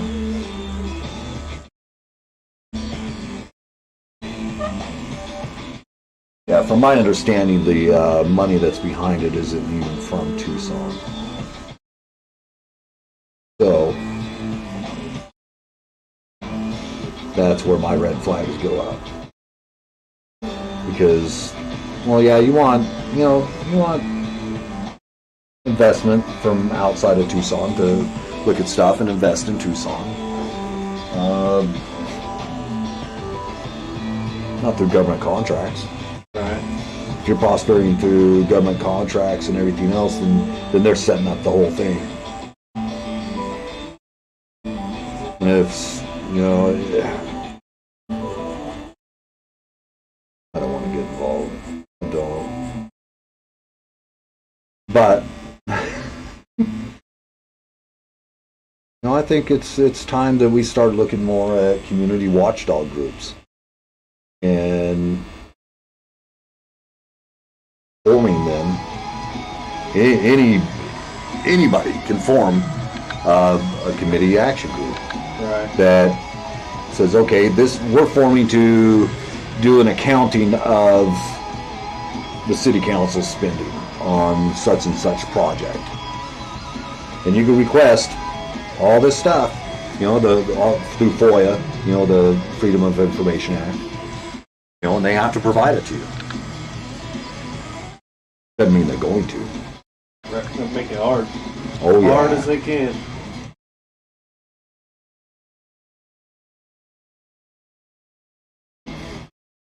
And it paints a target.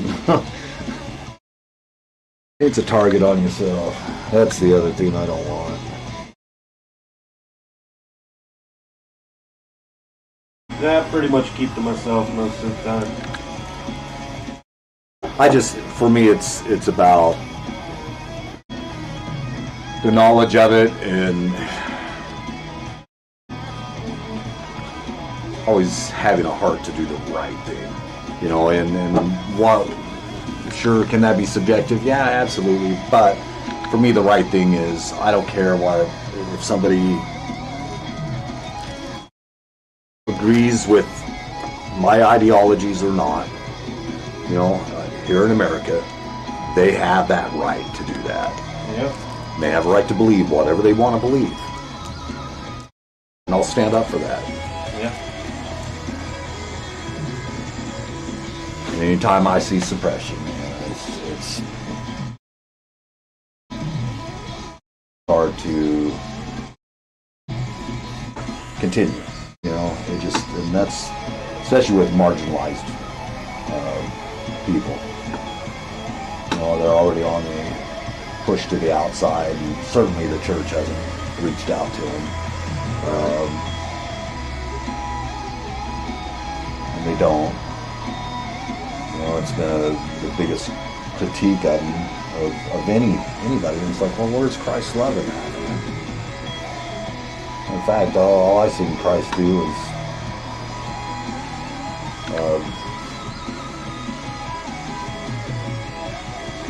put down the religious leaders of his day.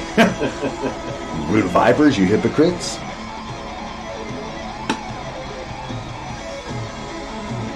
Yeah.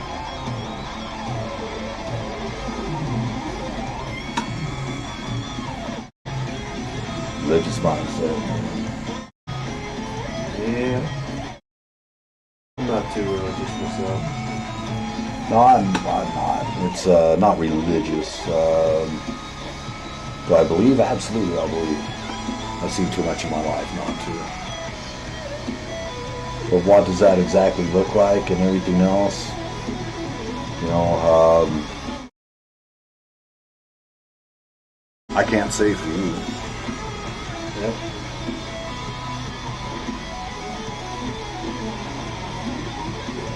I've certainly seen God work and Touch-up people are stuck in traffic, so they may do 15 or some, and it's like...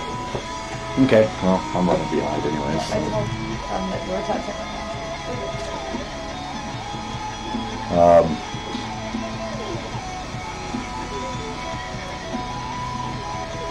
You know, experience it differently. Right. And I've certainly learned that because I was very active in the church.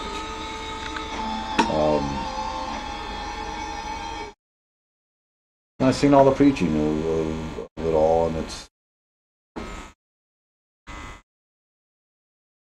got to the point where it's like people are done hearing it. You ain't living it. Yeah. In truth. It's full of shit. Yeah. Then you don't really believe it. So, you know, I mean, it's about just living that love, man. Loving my neighbor as myself. You know, looking at other people, putting myself in their shoes and going, man, if I was in their shoes, how would I want to be treated? Right. If that was me on the other end. Yeah, living in South Tucson, man, there's a lot of homeless around me. Yeah, I've been 36 in Country Club myself in the Vistas. Right. You know, I just,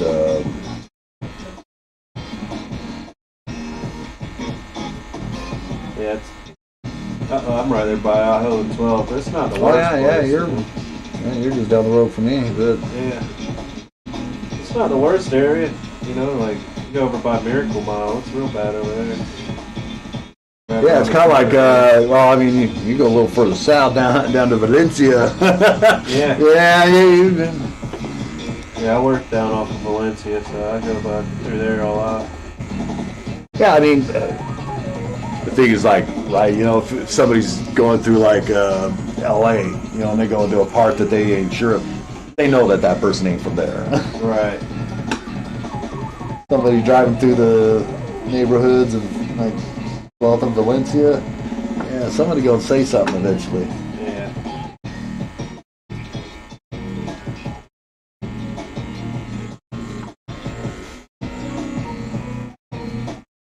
Yeah, saw a couple of them fighting the other day on the corner.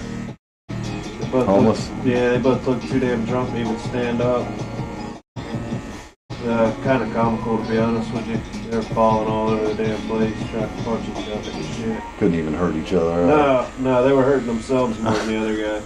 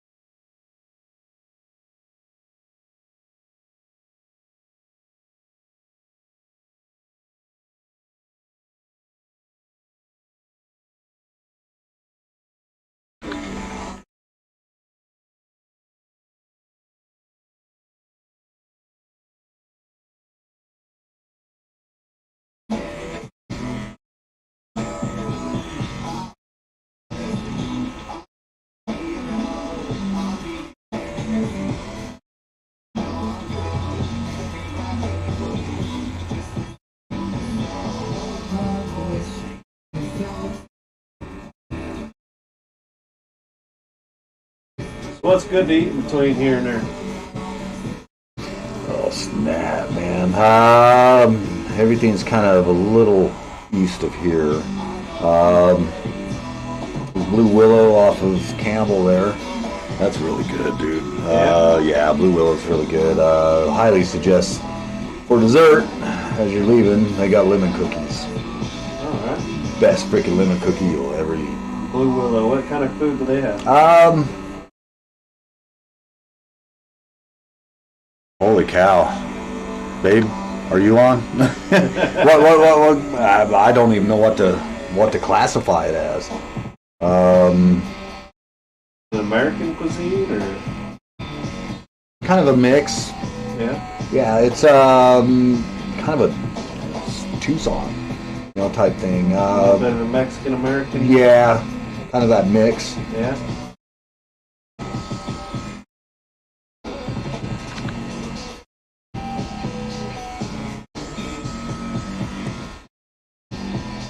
Yeah, we went a while back. And I don't remember what I ate there. I know it was just. I had a burger. It was good. Yeah.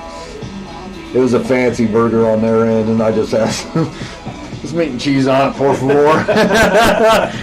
Kind of like, okay, well, you understand this is just this is how the burger comes.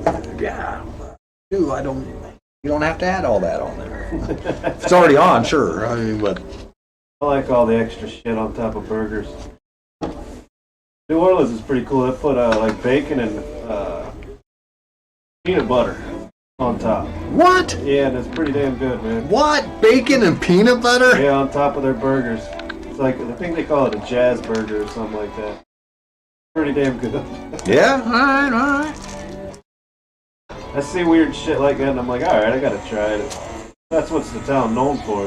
Yeah, I gotta hit that up. I think the snoring dogs are good as hell out here. Oh yeah, I like the Americanos the best. Yeah? Yeah, just plain. Yeah, just that spiral cut. Oh, okay. Yeah, spiral cut dog, grilled. None of the On a beans bun. or nothing? Nah. Nah. Now don't get me wrong. They had some ranch beans right there. Oh, I'd take ranch beans on it all day long. Ranch beans are kind of my Achilles heel. Oh, yeah. And Barrio's got a pretty good snoring dog. Brewery there? Who is it? Barrio? Yeah, no, I can't say I know him. Yeah, one of the local beer breweries around here. They got a nice brewery. Okay. Yeah, I'm a rare drinker. Oh, okay. Good for you. I'll make up for it. Hey, you're young, man. Like I say, man, when I was smoking, you could smoke a bowl and then have like 2 beers and just chill for the rest of the night. Oh, yeah. So without smoking, man, I've been drinking way more.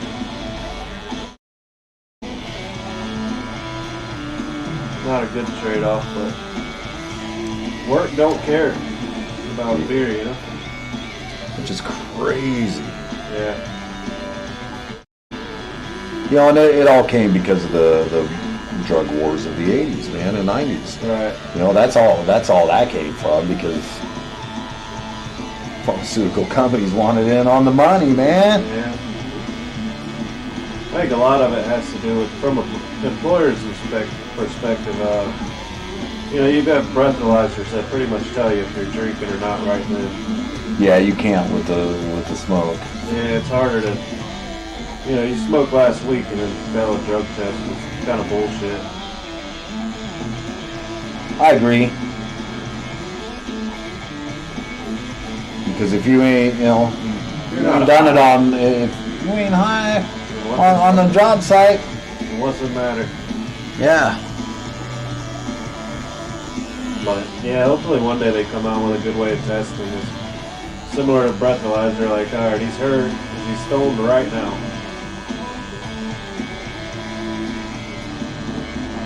Yeah, I don't know what that'd look like. Me neither. Have to be something like a particles per million within the blood, is my thinking. Yeah. If I was to approach the subject of finding out what works, what don't, yeah, that's where I'd start. Hey, what happened to the mouth swab testing? That I don't know. It obviously somebody challenged it in court and it got blown out somehow. Yeah.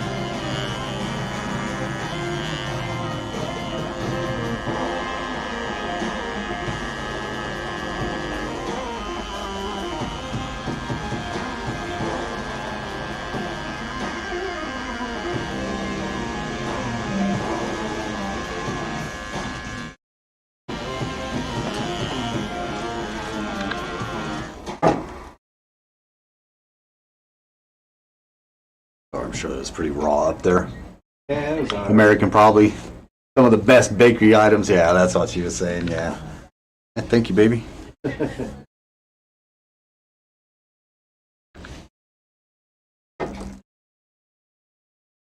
But you've probably already seen that, right? No, I don't have it on. Oh, I thought you had it on. I was killing my batteries out there. What kind of charger do you need? It's an iPhone. Oh, yeah. Could be alright.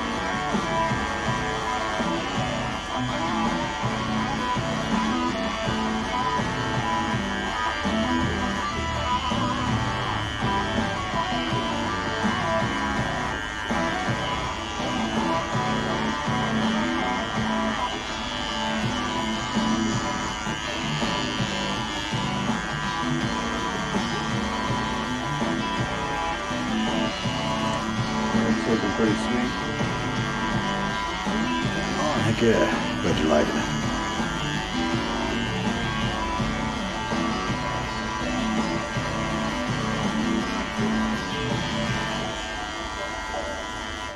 How long did I say did I give an estimate on time?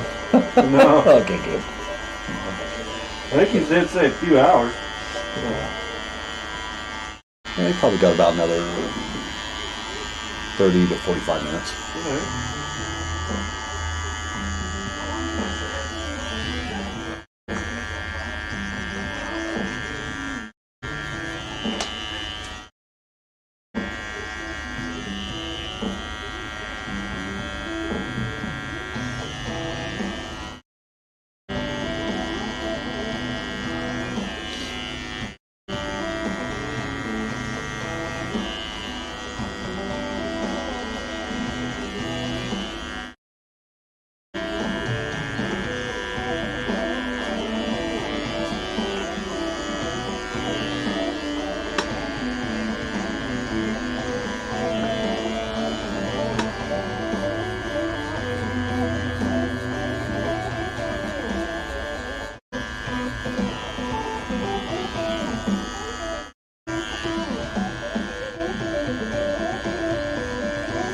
I'm only leaving this side open a little bit more to be able to.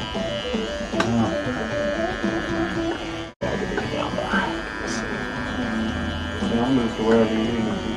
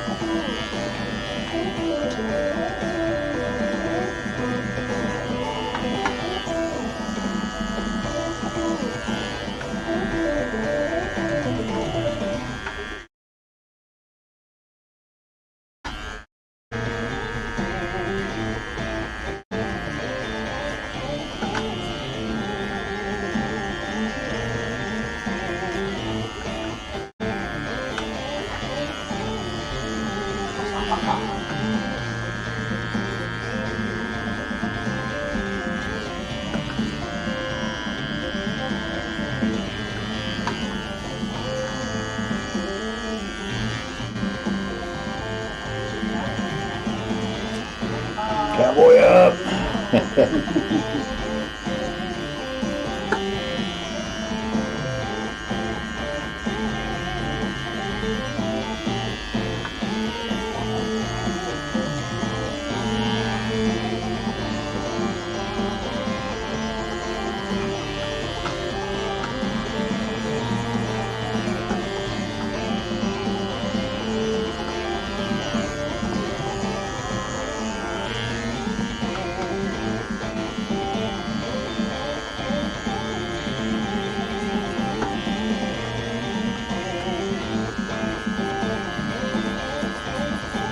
Push my arm a little bit. Nah, you're good. I'm just about off of this here.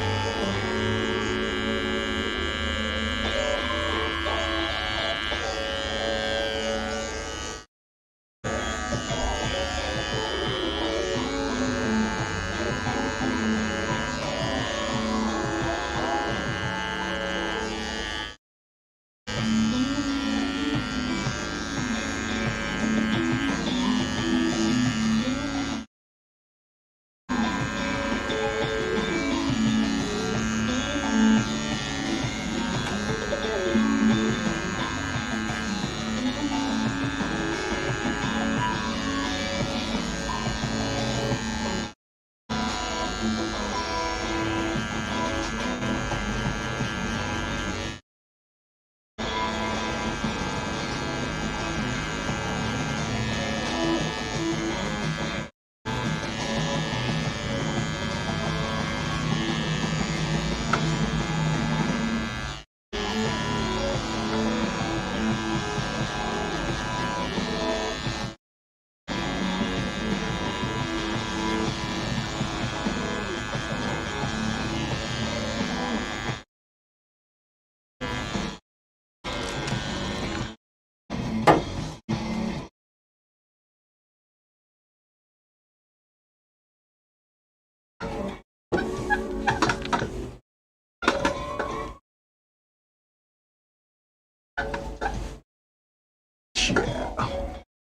Get in there.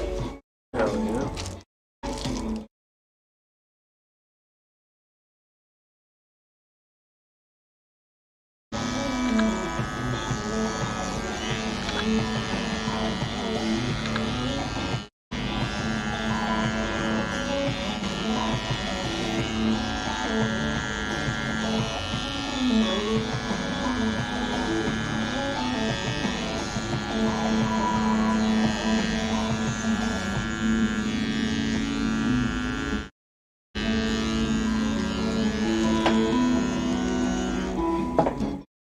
I think it's about time to break out that 7 mag that I was questioning whether I should or not. So.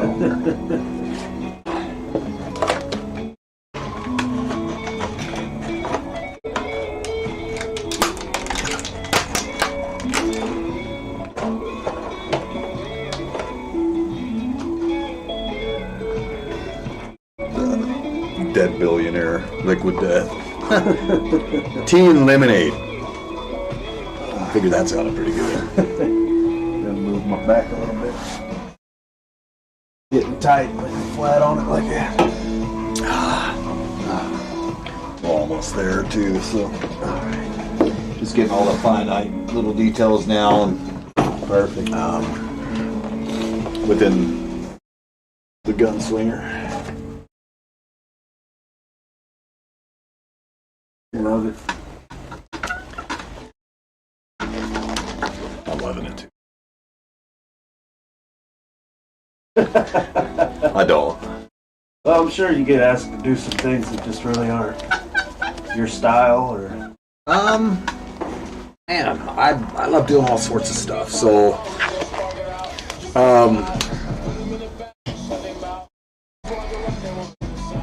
it's for me. It's not necessarily about the design, anything like that. It's about the challenges presented before me. Right. And do I like to shout? Yeah, absolutely. I like the bread and butter too. You know, the little simple stuff as well.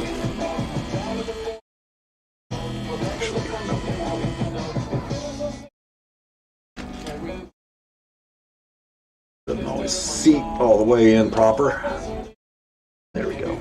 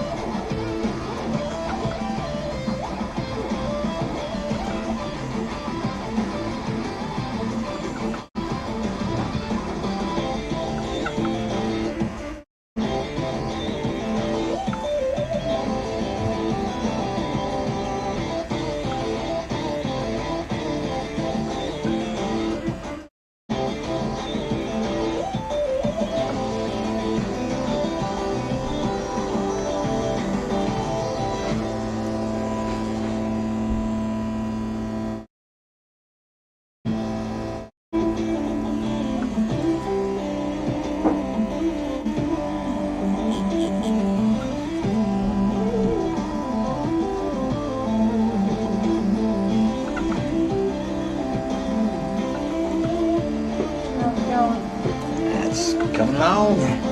Are they here?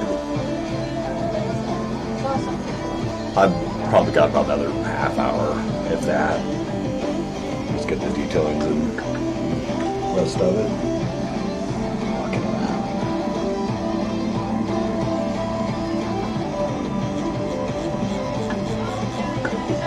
You got an appointment? Yeah, it was for later.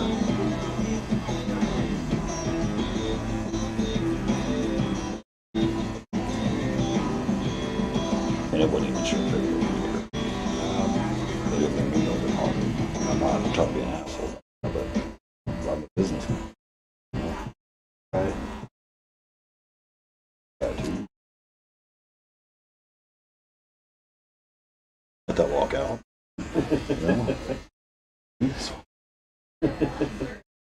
Somebody else cares. Sorry. Always looking. I think I got the right guy. Right on, man. I love this thing. I love doing art like this.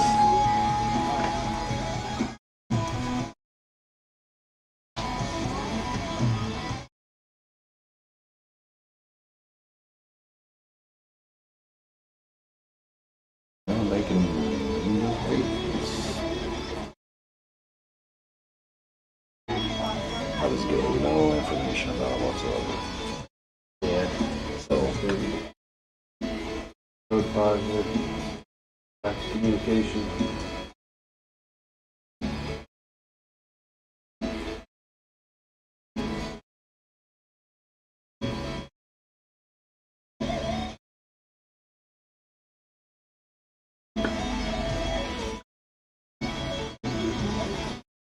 this sounds like Satriani here. If it's not him, it's somebody heavily influenced by him. Right. I like his version of Cortez the Killer. I haven't heard that. Pretty damn good. You know, I mean, after surfing with the alien and all that, man, it just, everything kind of blended in for me, and it just, you know, I respect it, but I wasn't that heavy into it. Right. Where, you know, yeah, sure, I had a couple Joe Satriani albums back in the day. Yeah. I couldn't, outside of surfing with the alien, unless I heard the song, I couldn't tell you. Right. You know, I'd be like, oh yeah, I remember that one.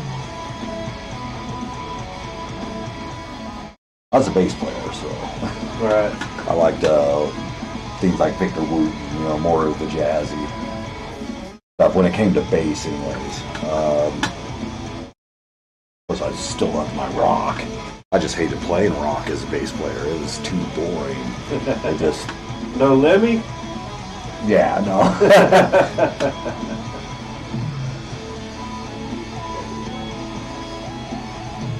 I like Motorhead. You know, and don't get me wrong, the guys that were doing that, well, back in the day, dude, the mixes, the producers of the music back then, they purposefully suppressed the bass. Yeah. And the stuff that we hear now today ain't the same mixes we had back then. Right.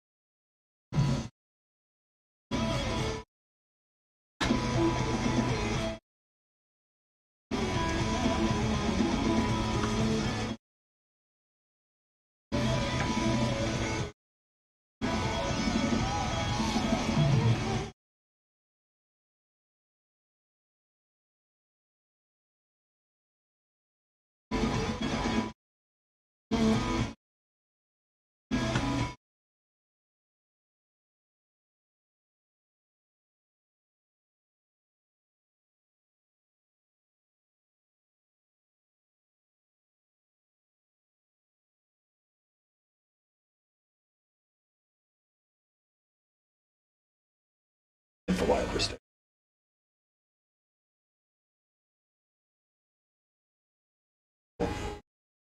Next one is? Yeah, I think I'm doing it for.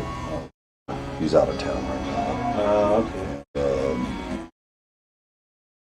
If I understand everything correctly. So I was like,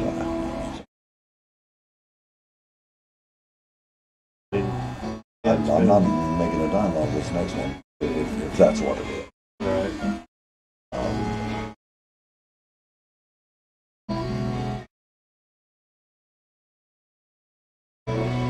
But that's between me and Julie. It would have been hard to sit here for the last 3 hours doing nothing. Yeah, that's why I late on a Saturday. You walked right. I mean, you were in right as we opened. Yeah. I was like, heck yeah. Figured that was my best chance. Well, that's if you heard me. That's what I. You know, that guy on the phone. I was just like, dude. And he's like, yeah, you guys taking walk-ins? It's like, well, that's the purpose of a walk-in, man. Yeah. You can't get here when the day is already rolling and expect to walk into work. No.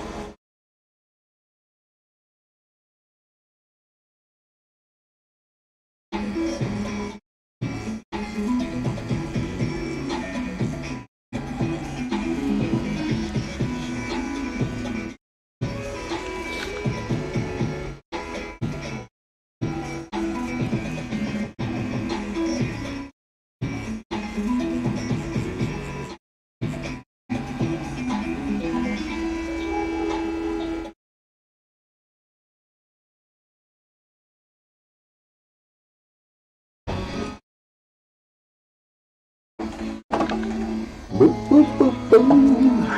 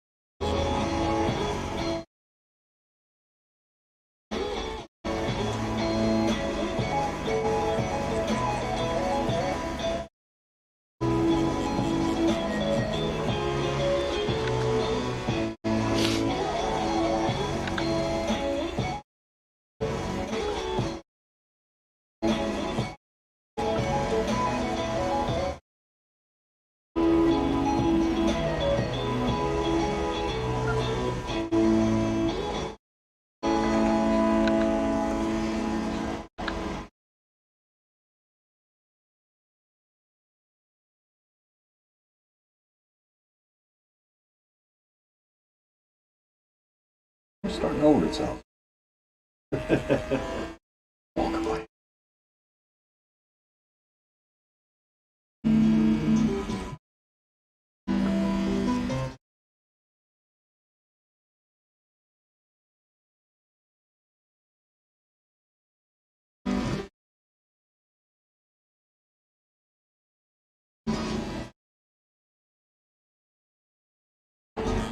Oh, that's the instrumental version.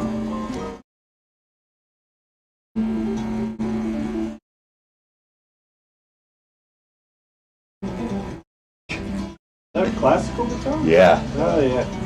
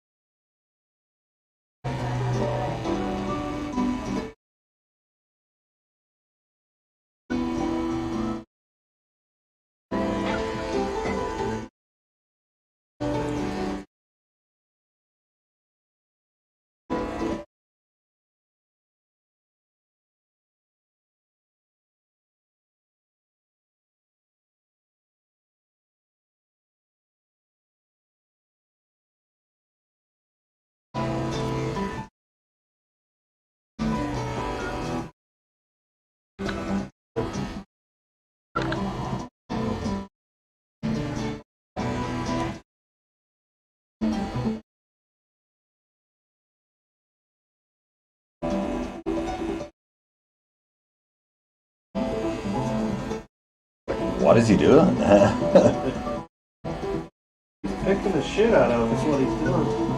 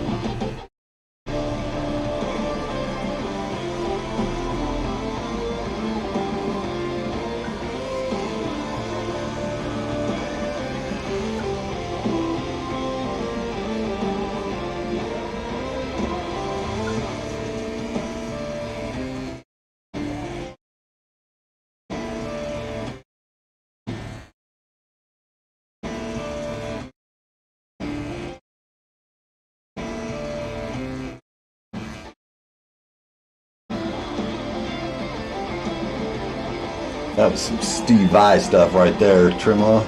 Yeah, yeah. Yeah, definitely.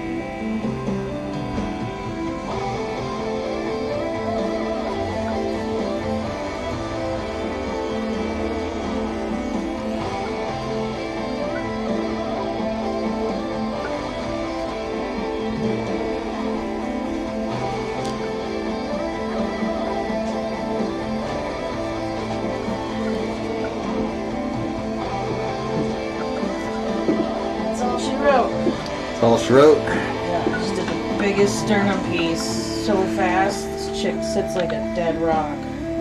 Really? It's great. Heck yeah. Yeah, no. Look at this thing. Wow.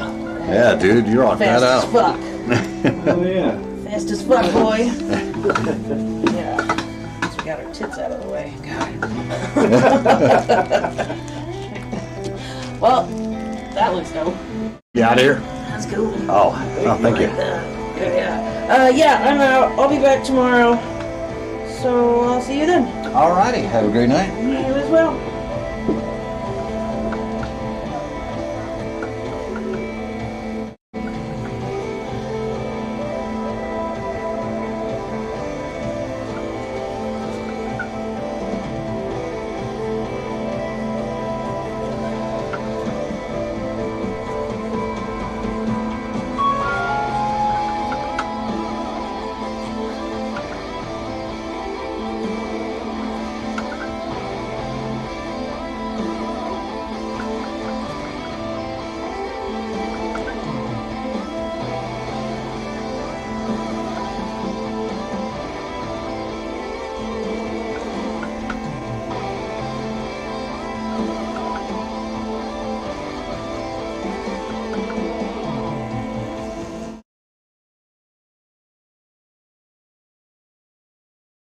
Definitely want to see this when this is healed Oh yeah. and potentially do any touch-up work. Of course, touch-ups are free. Send you a picture of it in a couple weeks or something. Heck yeah.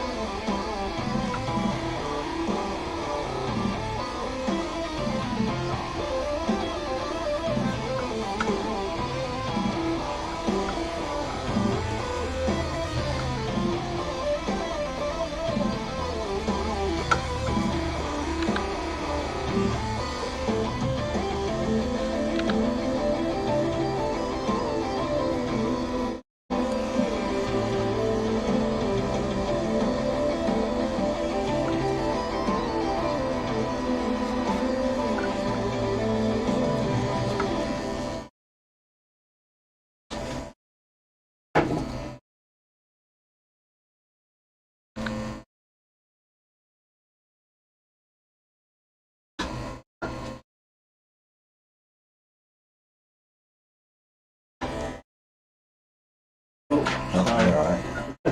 My bad. Well, I can't have nice stuff, man. Knocking shit everywhere. Half the tattoo looks great. The other one. That's the part where he blew this reference off the table, man. Couldn't continue.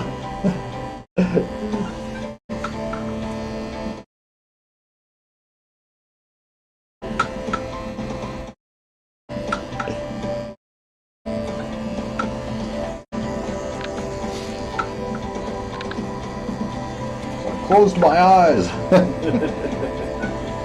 Just on the legs and down. It's like 2 separate tattoos.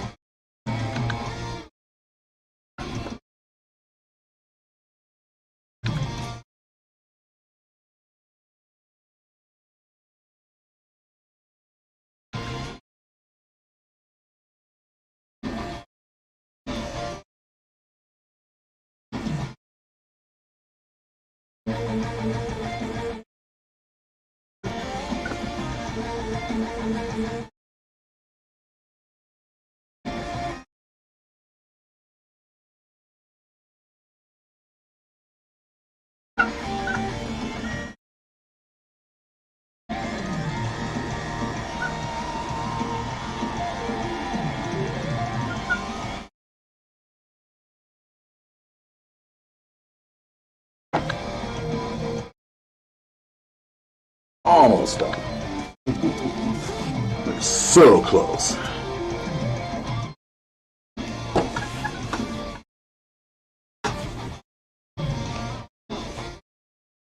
Can't wait to see it.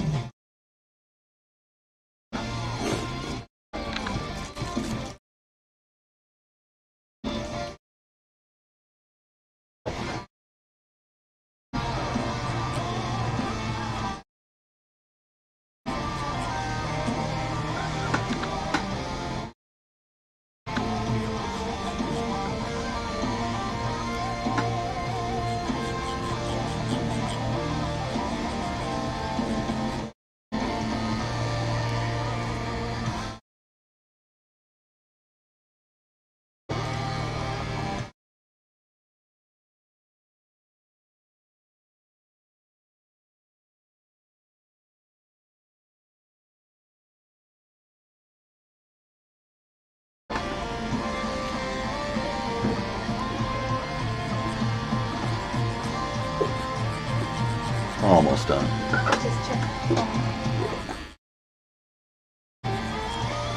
What is it? You know? Because I have no clue what I'm even doing.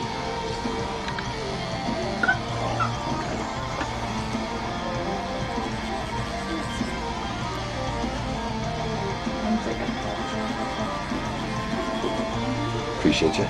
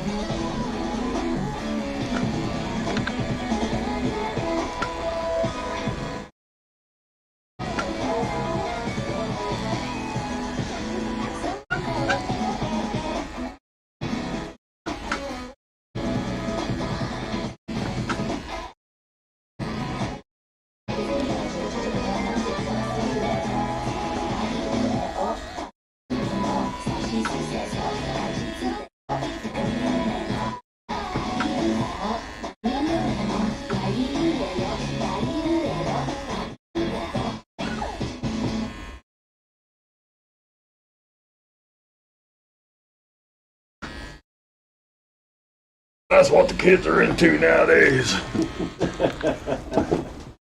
K-pop, huh?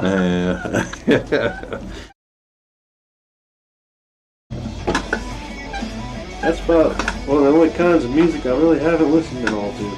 Yeah. K-pop. Yeah, that's about my extent of it right there. I only know it because I have Korean friends.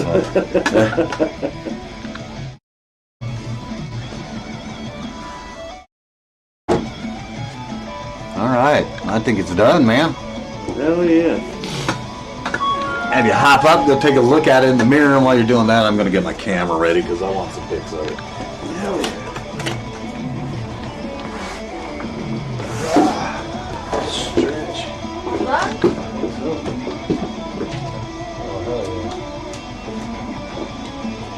Oh, looks sweet, man.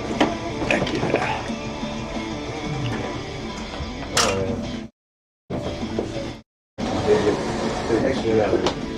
Just have you stand over here. I'm gonna have to grab a picture on my phone too. Sweet. Be a struggle trying to get a picture of that at home.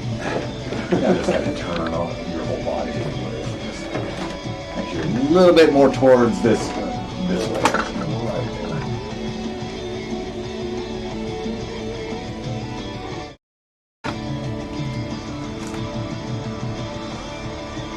I don't know if these settings gonna work on it. Yeah, let's see. I don't want auto, so I want manual.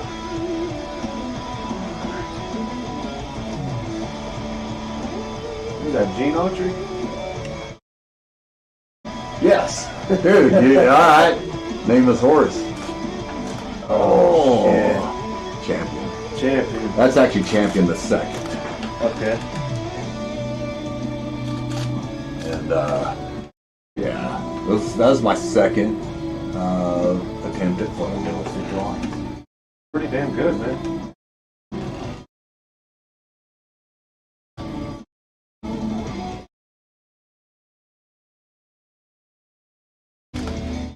Yeah.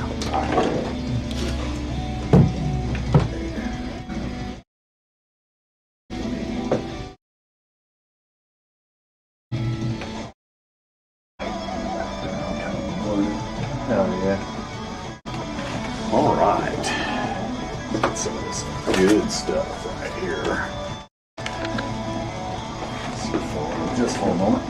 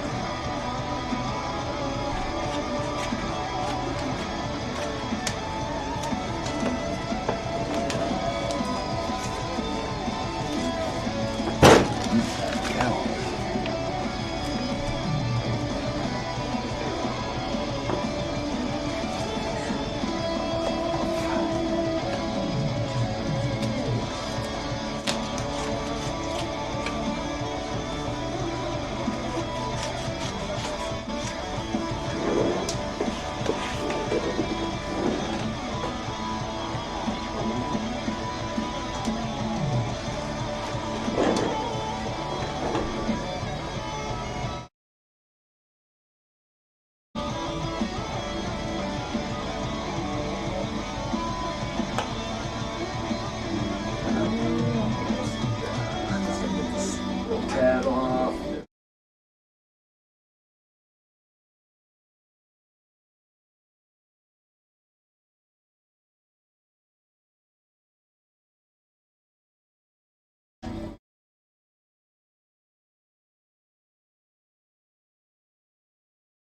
Peace.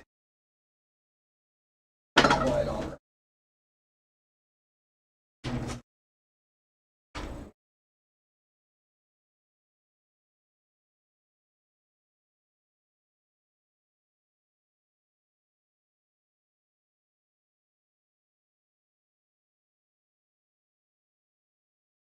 Sorry about the hair, man. Oh, you're good. Fuck. lights off. Couldn't have shaved it a little bit. Yeah. I'm just kidding. It is what it is.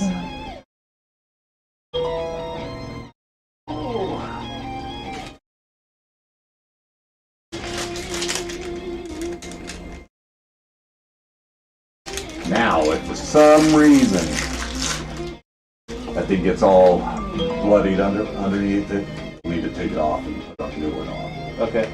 And that's what that's. All right, cool. Yeah. Outside of that, man, you ain't got shit you gotta do to that. No? No. Leave that on there for the week? Yeah, you leave it on there for a good week. Okay. And, man, it'll come off. You might get some body fluids underneath it. That little air bubble, if you got a little pin, you can Pop air. pop it. Yeah. Okay.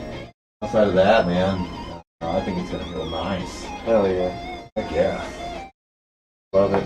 Ah, So, Sell? yes, sir. All yes, right. sir. Appreciate it. Let's see. What do we get here?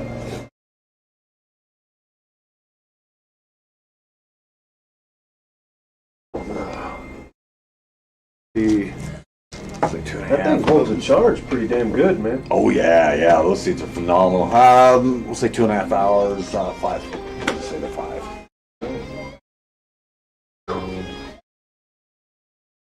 You got my phone number, right? Yeah. We're gonna put that. I just have it, so I don't keep using them all up. Yeah, here. Oh no, that's all good. For a friend.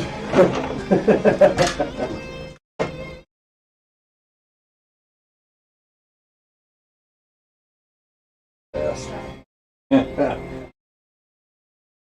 Oh, you missed it by 2 minutes. Well, it's 4:22. Twice. I'm doing good. I got a 3 o'clock was a little one. What's that? Trying to figure out how to send it to acting like I need to add you to my contacts to be Okay. which is weird. I didn't think I needed to do that. Okay, you just type in the number. Found it. 0312 520-243-0312. Yes, sir.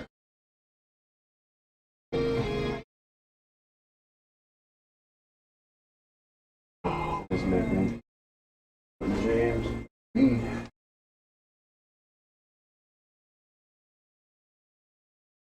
Anybody else then? James, that's my grandfather's and from my dad's side. So I get it from both my mom's and my dad's.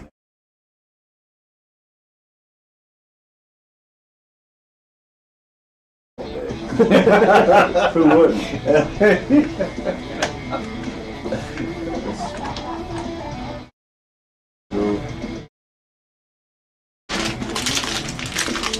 If you have any questions or concerns about it, you hit me up. Yeah, enrolled as Martin Wall. Sweet.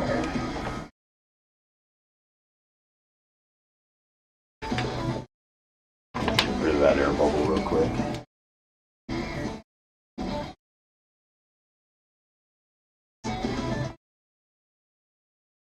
Rotate my arm a little bit.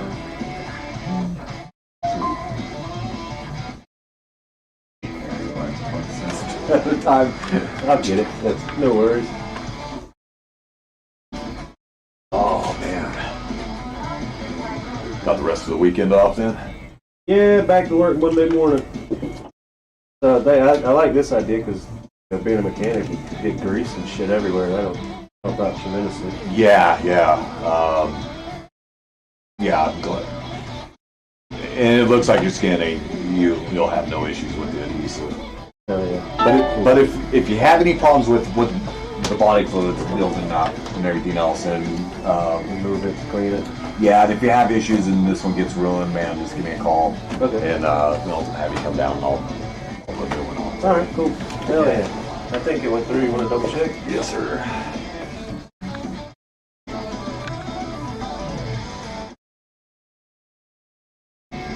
Thank you. Yes, sir. Brother. You're welcome. Man. Have a good one, man. Hey, you too, Jesse. Yes, sir. Any issues, give me a call, man. All right, I will.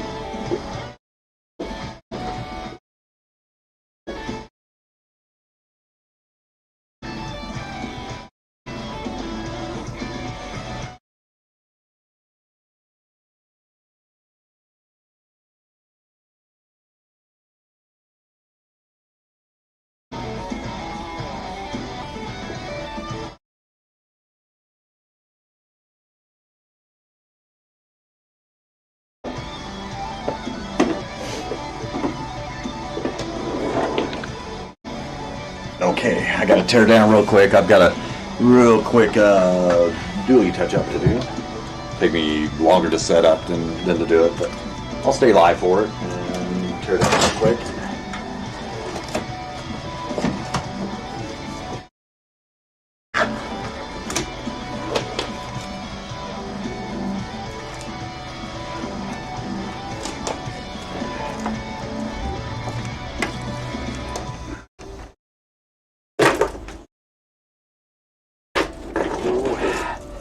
Yes, sir.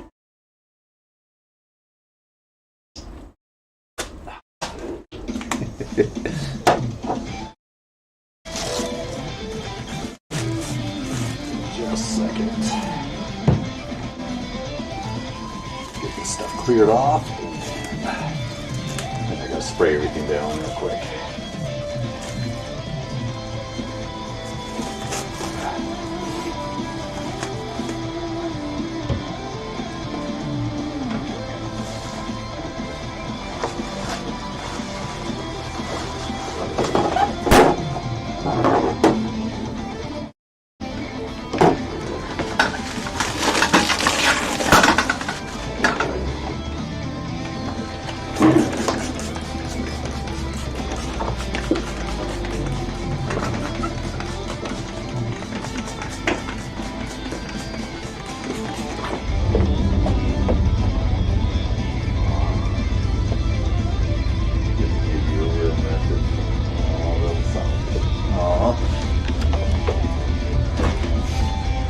Can't wait.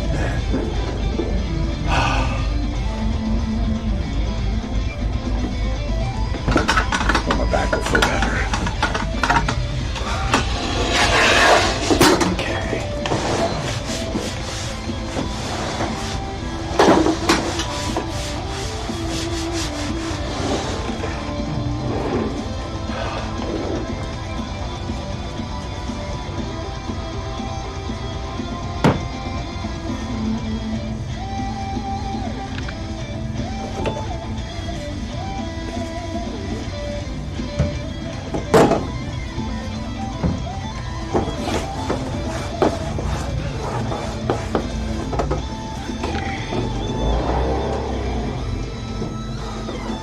Hey, he has a real nice Harley too.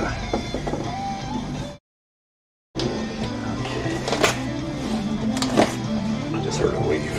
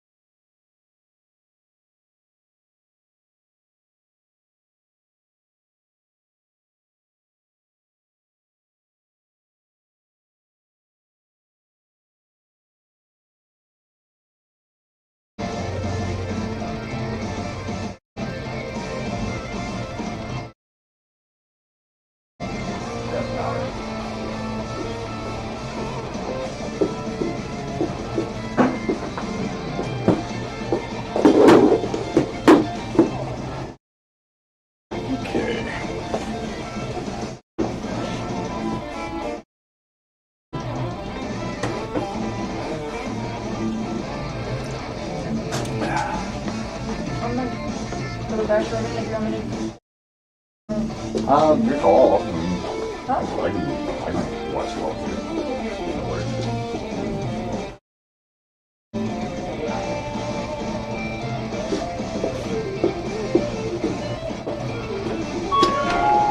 Okay, let's see. What else do I need?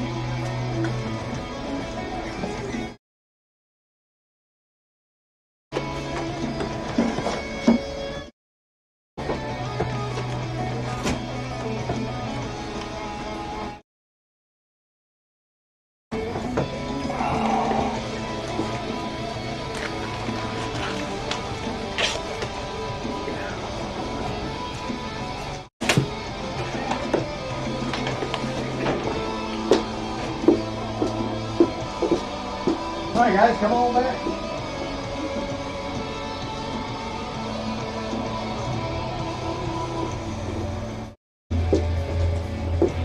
I apologize. That other one took a little longer than I thought. It's okay. No worries.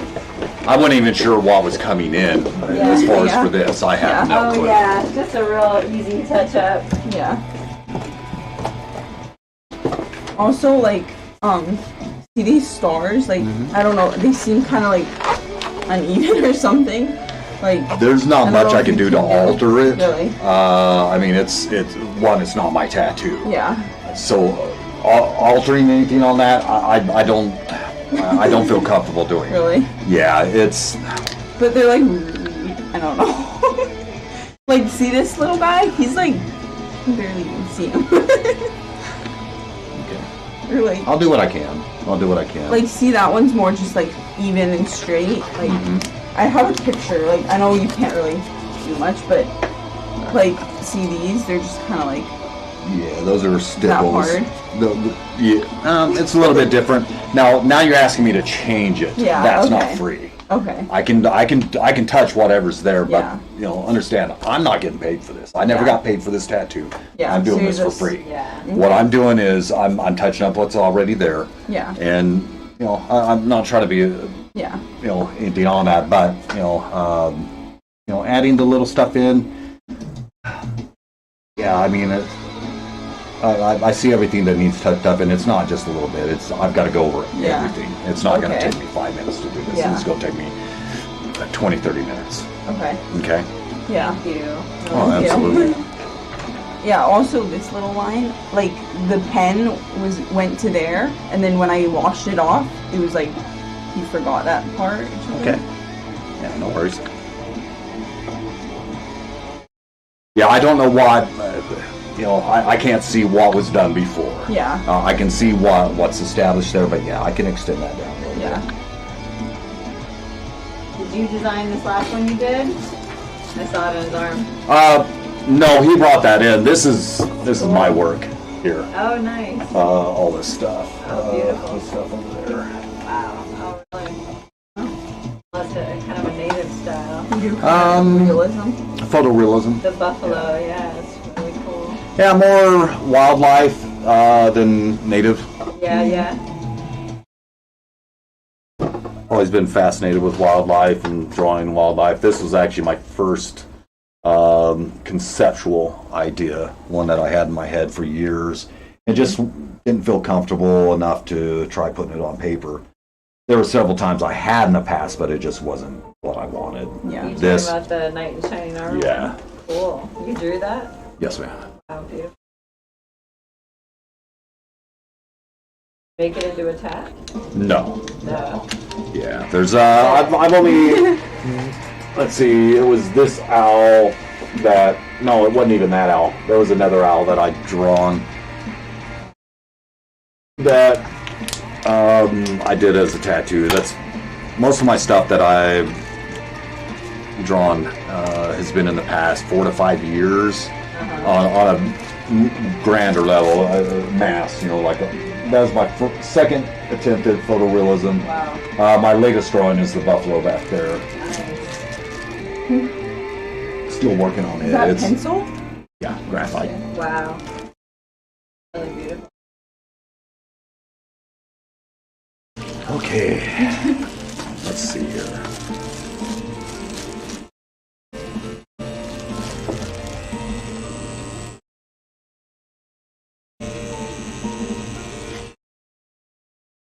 I'm gonna pour out some ink. Now again, I can only see what's there. Yeah. I don't know what was discussed, anything like that. So, Yeah. I'll go over what I see. I mean, Yeah. like, I imagine this was to be completed. That one looks like it was almost meant to not The touch. flower, he like made it to be kind of like Okay, broken not- up like that? Yeah, super Okay, realistic. awesome. But definitely this line, because I remember like the pen was there, and then I washed it off. And I it just was cleaned your gone. I arm, was don't like, touch oh, it. Oh, sorry. Yeah, no worries. You're sitting there touching it. I'm like, Oh, no. I just cleaned it. If you want to fix it, by all means, please, that won't be on me.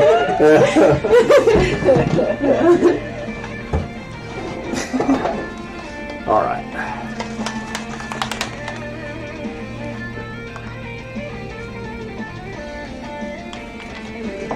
So, yeah, let me grab a pen here.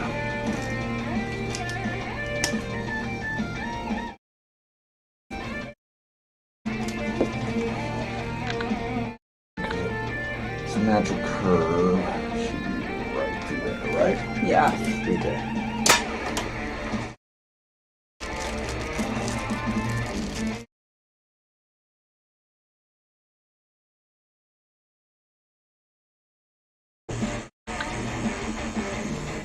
You don't want to use that one. That would burn.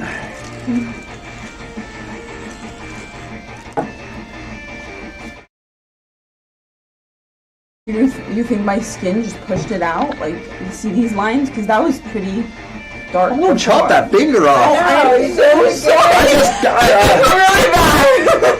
I did really touch it.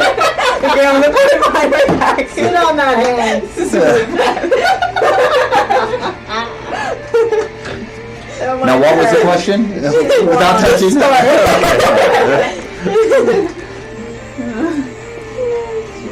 I was wondering if her skin might have pushed it out. No. There's so many factors involved with that.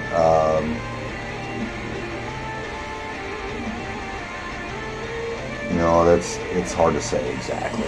Yeah. And sometimes it just, it's. Or you didn't do it deep enough. No, it doesn't have anything to do with that. Sorry, I'm really focusing because I can't. Okay. There's no error. Good. There's no margin of error for me here. Yeah. If I miss, I miss. Yeah, I won't talk. and I'll be it's quiet. going to be I a won't move. major miss. But I've been tattooing 26 years, and I've done a lot of tattoo. But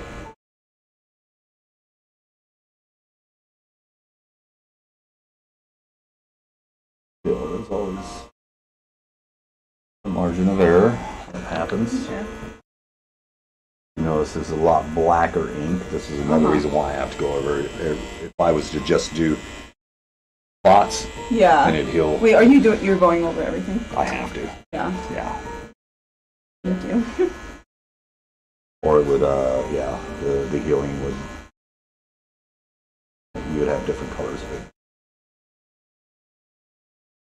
Ink's a different brand. One, and two, even if it was the same brand, the age different. If you don't catch it within like 5 weeks, you gotta go. Well, it was 5 weeks. Different ink. That's all that.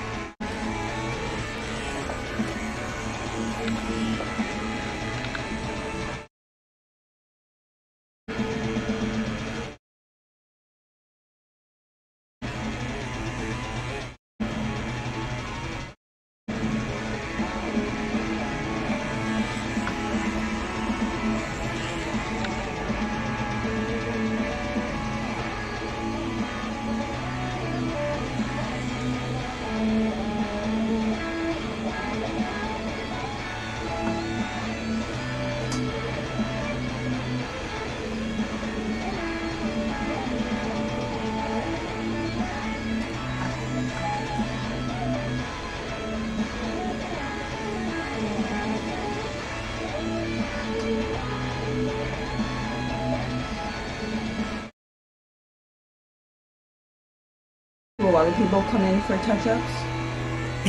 Not so often. I mean, it happens. Yeah. There's so many factors involved in what creates Yeah. the necessity to have it touched up. So many factors. But that's why we take care of it. Make sure it looks good. And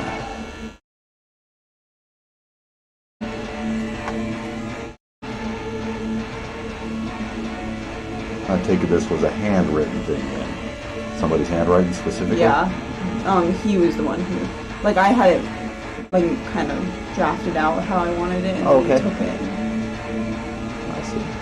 Yeah, you can. Oh.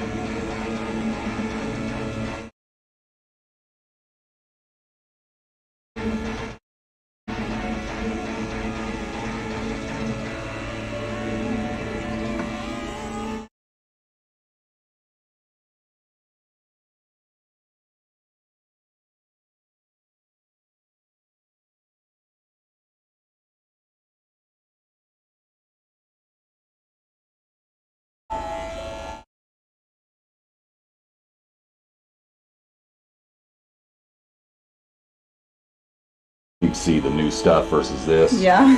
That's why I gotta go over it. Okay, it's all done now. I'm a perfectionist. With a lot of things. Well, I can tell you, But this is good for me because in tattooing, and I tell you, I've met few people more disciplined than myself, Yeah. except professional athletes. yeah. And I'm talking on many different levels. I do more than this. But perfection, yeah, you're in for a hard life. You're in for a very hard life because ain't nothing perfect. I know because I've like I said, I've tried for that perfection, and it you get representations. In anything. I don't care if it's math or anything. Well, math's a little bit more absolutes, right?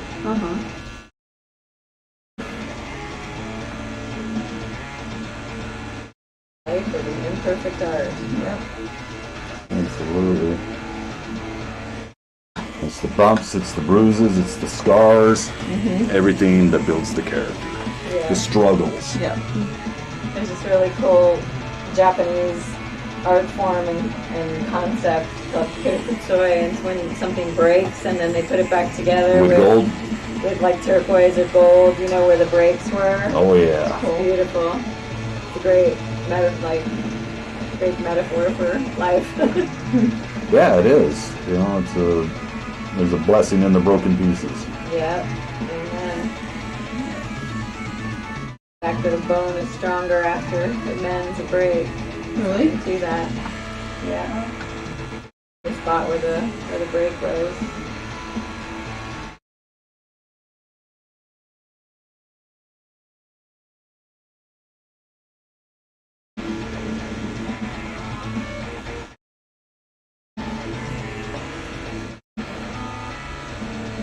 How does the needle like push upwards? It don't. It reciprocates. It's actually more like a sewing needle. It just goes in and out. Oh.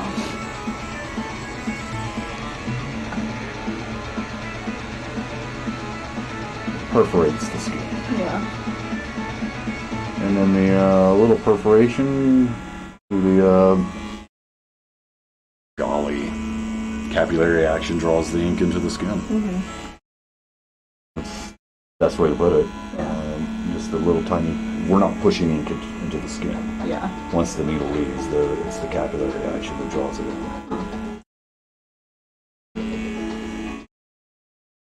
If I'm pushing ink into the skin, I am doing something wrong. Yeah. Yeah.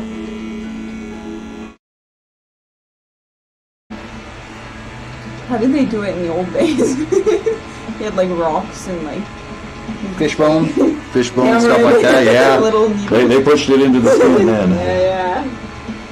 That is things we find, yeah, you know, just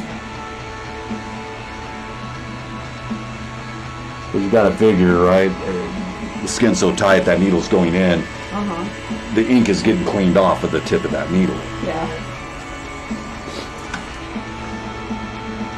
Pretty amazing.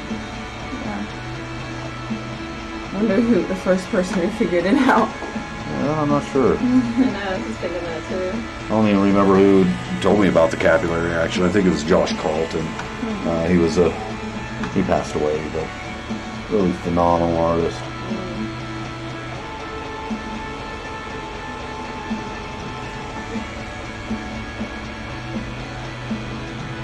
What part of your body hurts the most? Probably the back of the knee.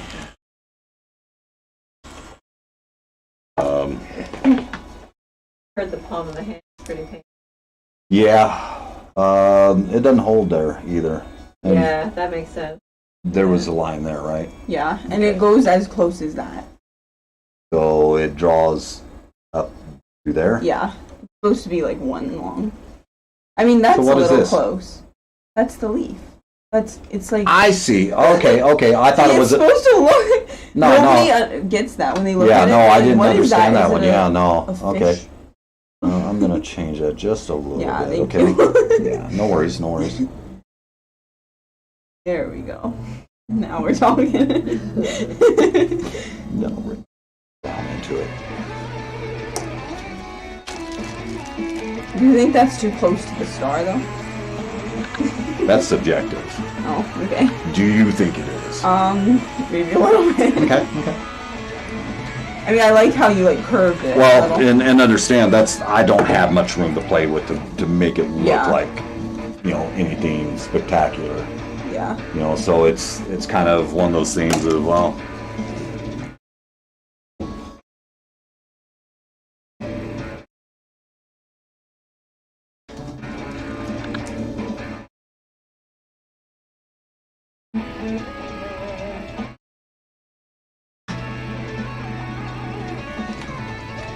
Yeah.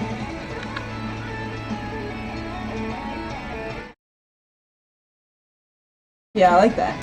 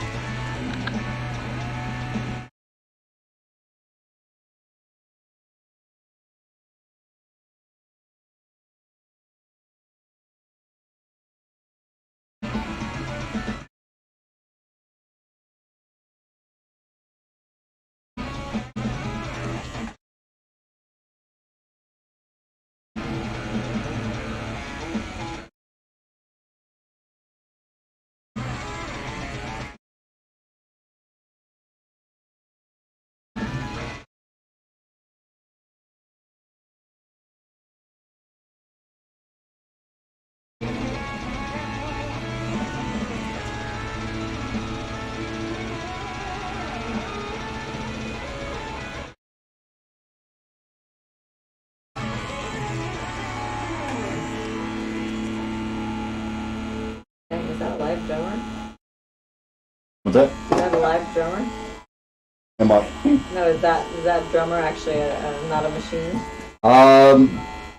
Sorry, I hadn't really been listening to whether it was Polyphia. Sorry, I'm a drummer. Oh, okay. I was like, dang, that's a pretty amazing double pick going. I like this playlist, the instrumental. I'm not sure who this is. I've been listening to some Polyphia.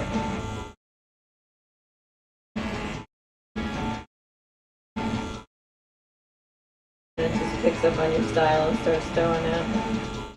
Doesn't this Spotify. little star look like a spider? That's what I told him before. He didn't think so. I'm so used to these stars, honestly. It's yeah.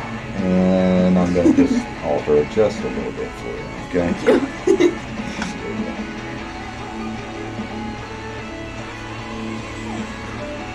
Start making these a little bit bigger through here. To take away that spider look. So,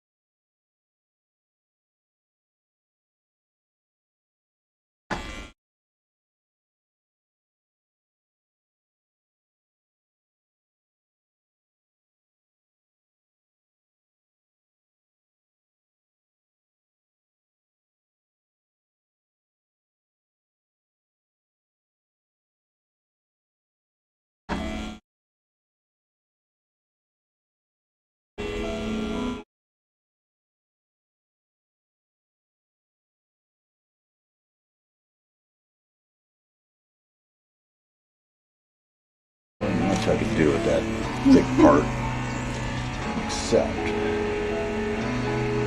I'm gonna shape the rest like it. And it just kind of looks like it was natural that way. Yeah. That's cool. That's the difference between a professional and an amateur. I've been doing this a long time. Yeah.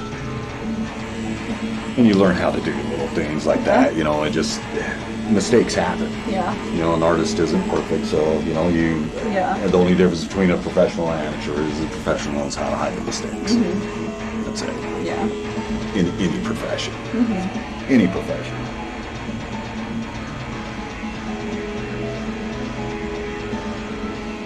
But the idea is to, you know, minimize it, Yeah.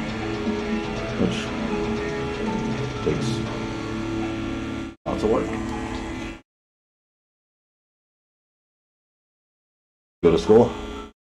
I'm a senior, Okay. so What's your major? no, in high Oh, school. in high school. Yeah. Okay.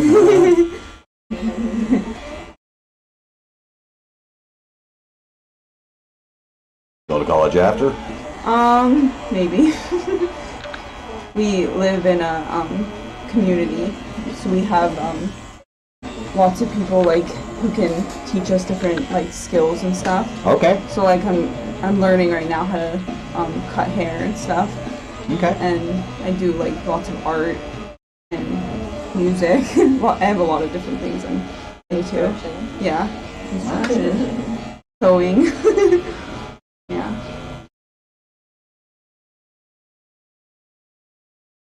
Live on a 225-acre organic garden and farm in Eco Village down in Rio Rico. Okay. Good.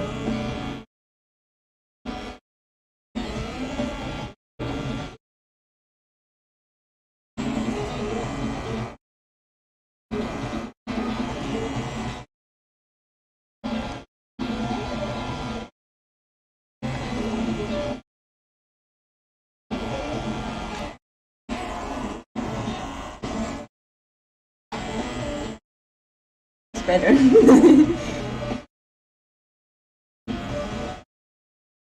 Can't make it exactly the way you wanted it Yeah. originally, but I can definitely make it look better than.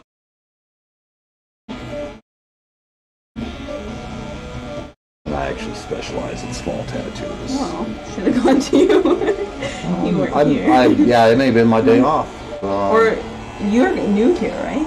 I've been here since October, Oh, end of October. Yeah.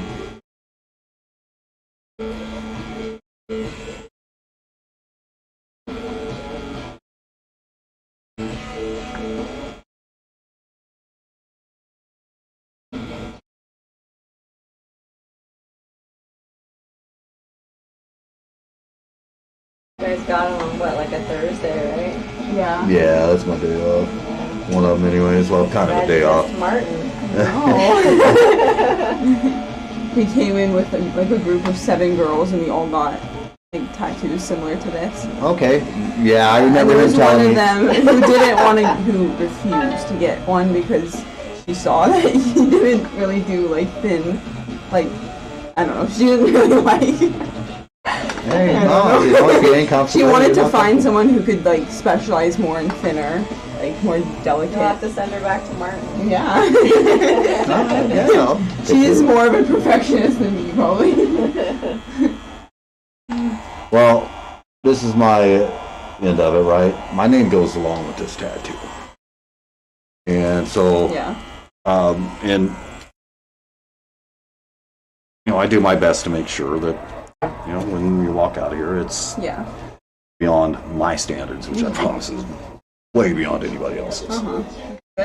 It just, and I'm not a perfectionist. I believe in progress, not Yeah. perfection. Yeah. You know, because there is no place of perfection. Yeah. The one that was perfect, yeah, we nailed to a cross. And Thank you. Absolutely. That's really Let's nice. get some stuff on that to Okay. that way I it feels touched right. it so much.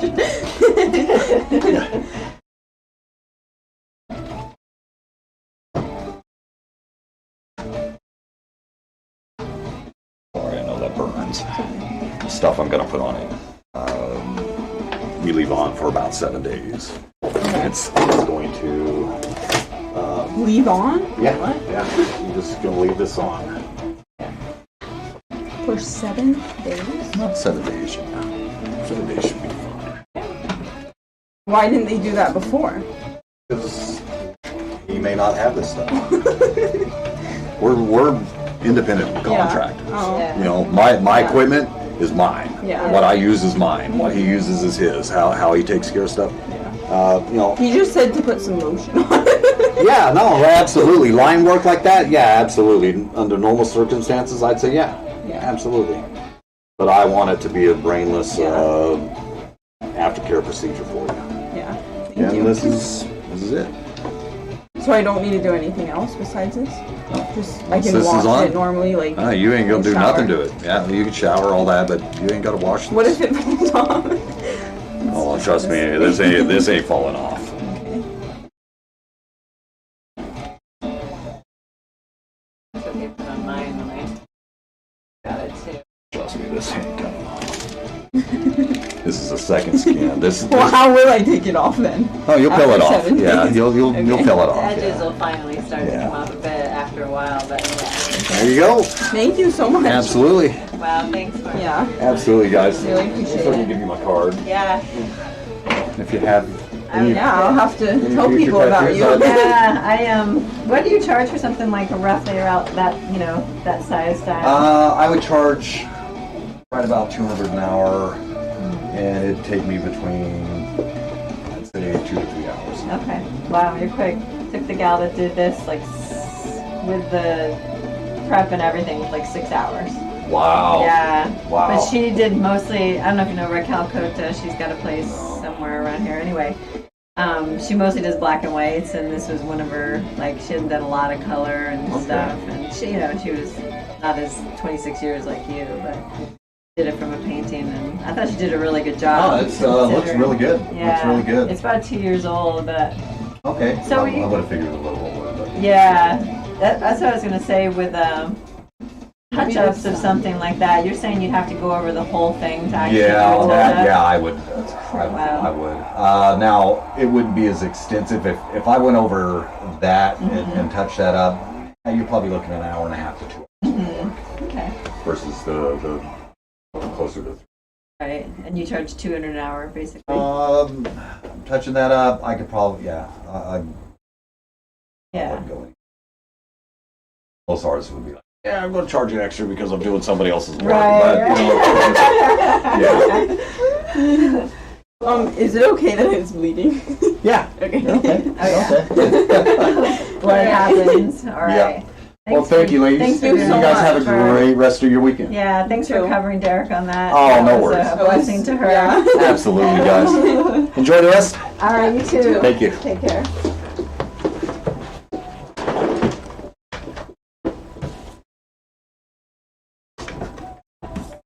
All right.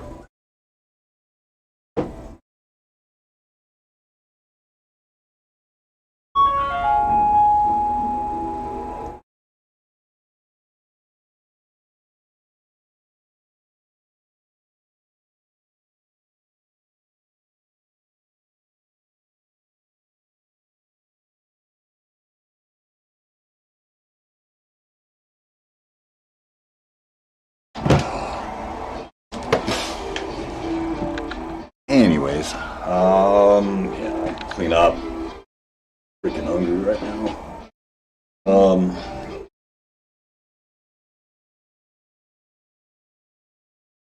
Two.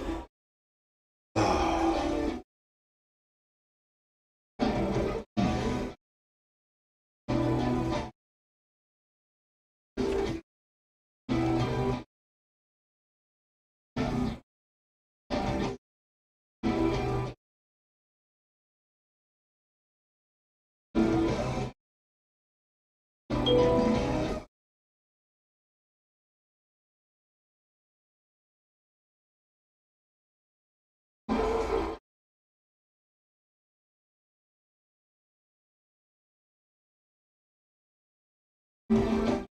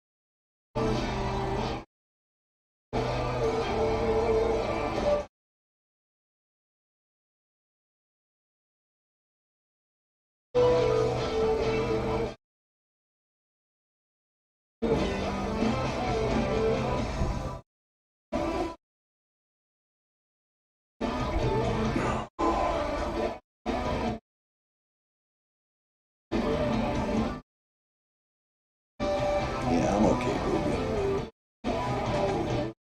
Oh. Just tired. Long day already.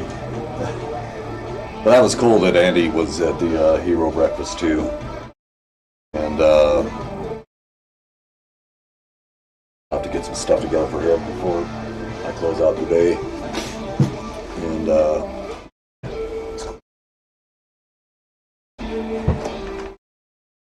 you know, I should have got some before and after for her, but on hers, I was just like right off the bat, they wanted more than what was there. Sorry, I can't. That I can't do. Can't add. Not for free. But yeah, Dooley said he'd take care of for the touch-up, whatever that means. So.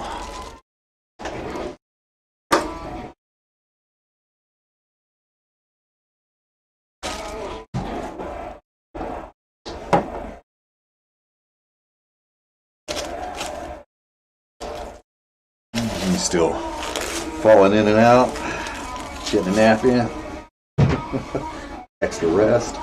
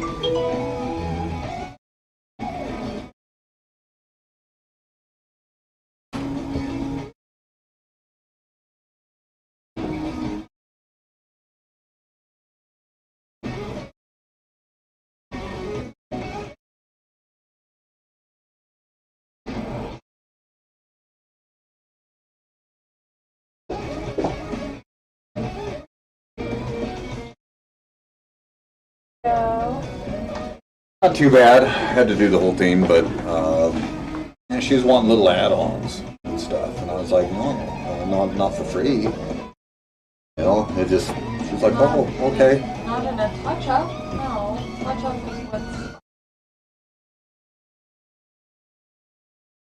Yeah. But come on.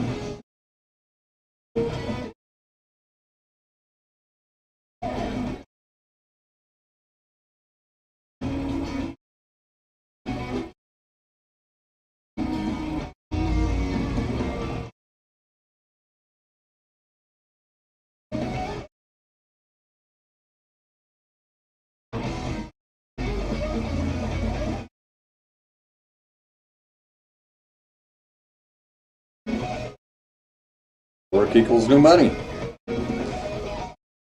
More money. There we go. I heard a little bit that they were quite pleased with your work, though. Yeah, and yeah, just because it was real tiny work, and I know that's not everybody see that real clear down in there, so I was able to just clean up some stuff, and yeah, they were happy. And so I wasn't happy that they were trying to talk shit about your dad. So that kind of, well, why didn't he do it this? It's like everybody does it differently. I just like, what are 7 of us? One of them did want to get one after seeing it, and it's just like, well, it is what it is. It's. Between 2 artists to do all of them walking. On a walking, yeah. But I'm just glad they're taken care of, and it sounds like they'll be back.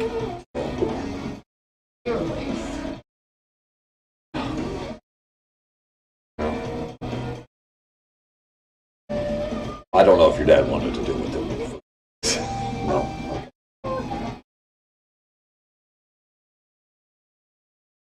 Okay. Honestly.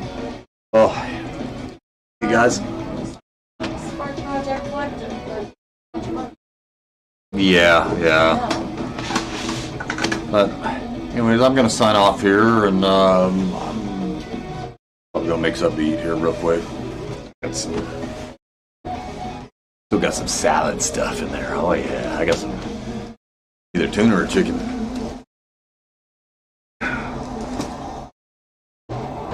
So, anyways, guys, thank you all for hanging out with me.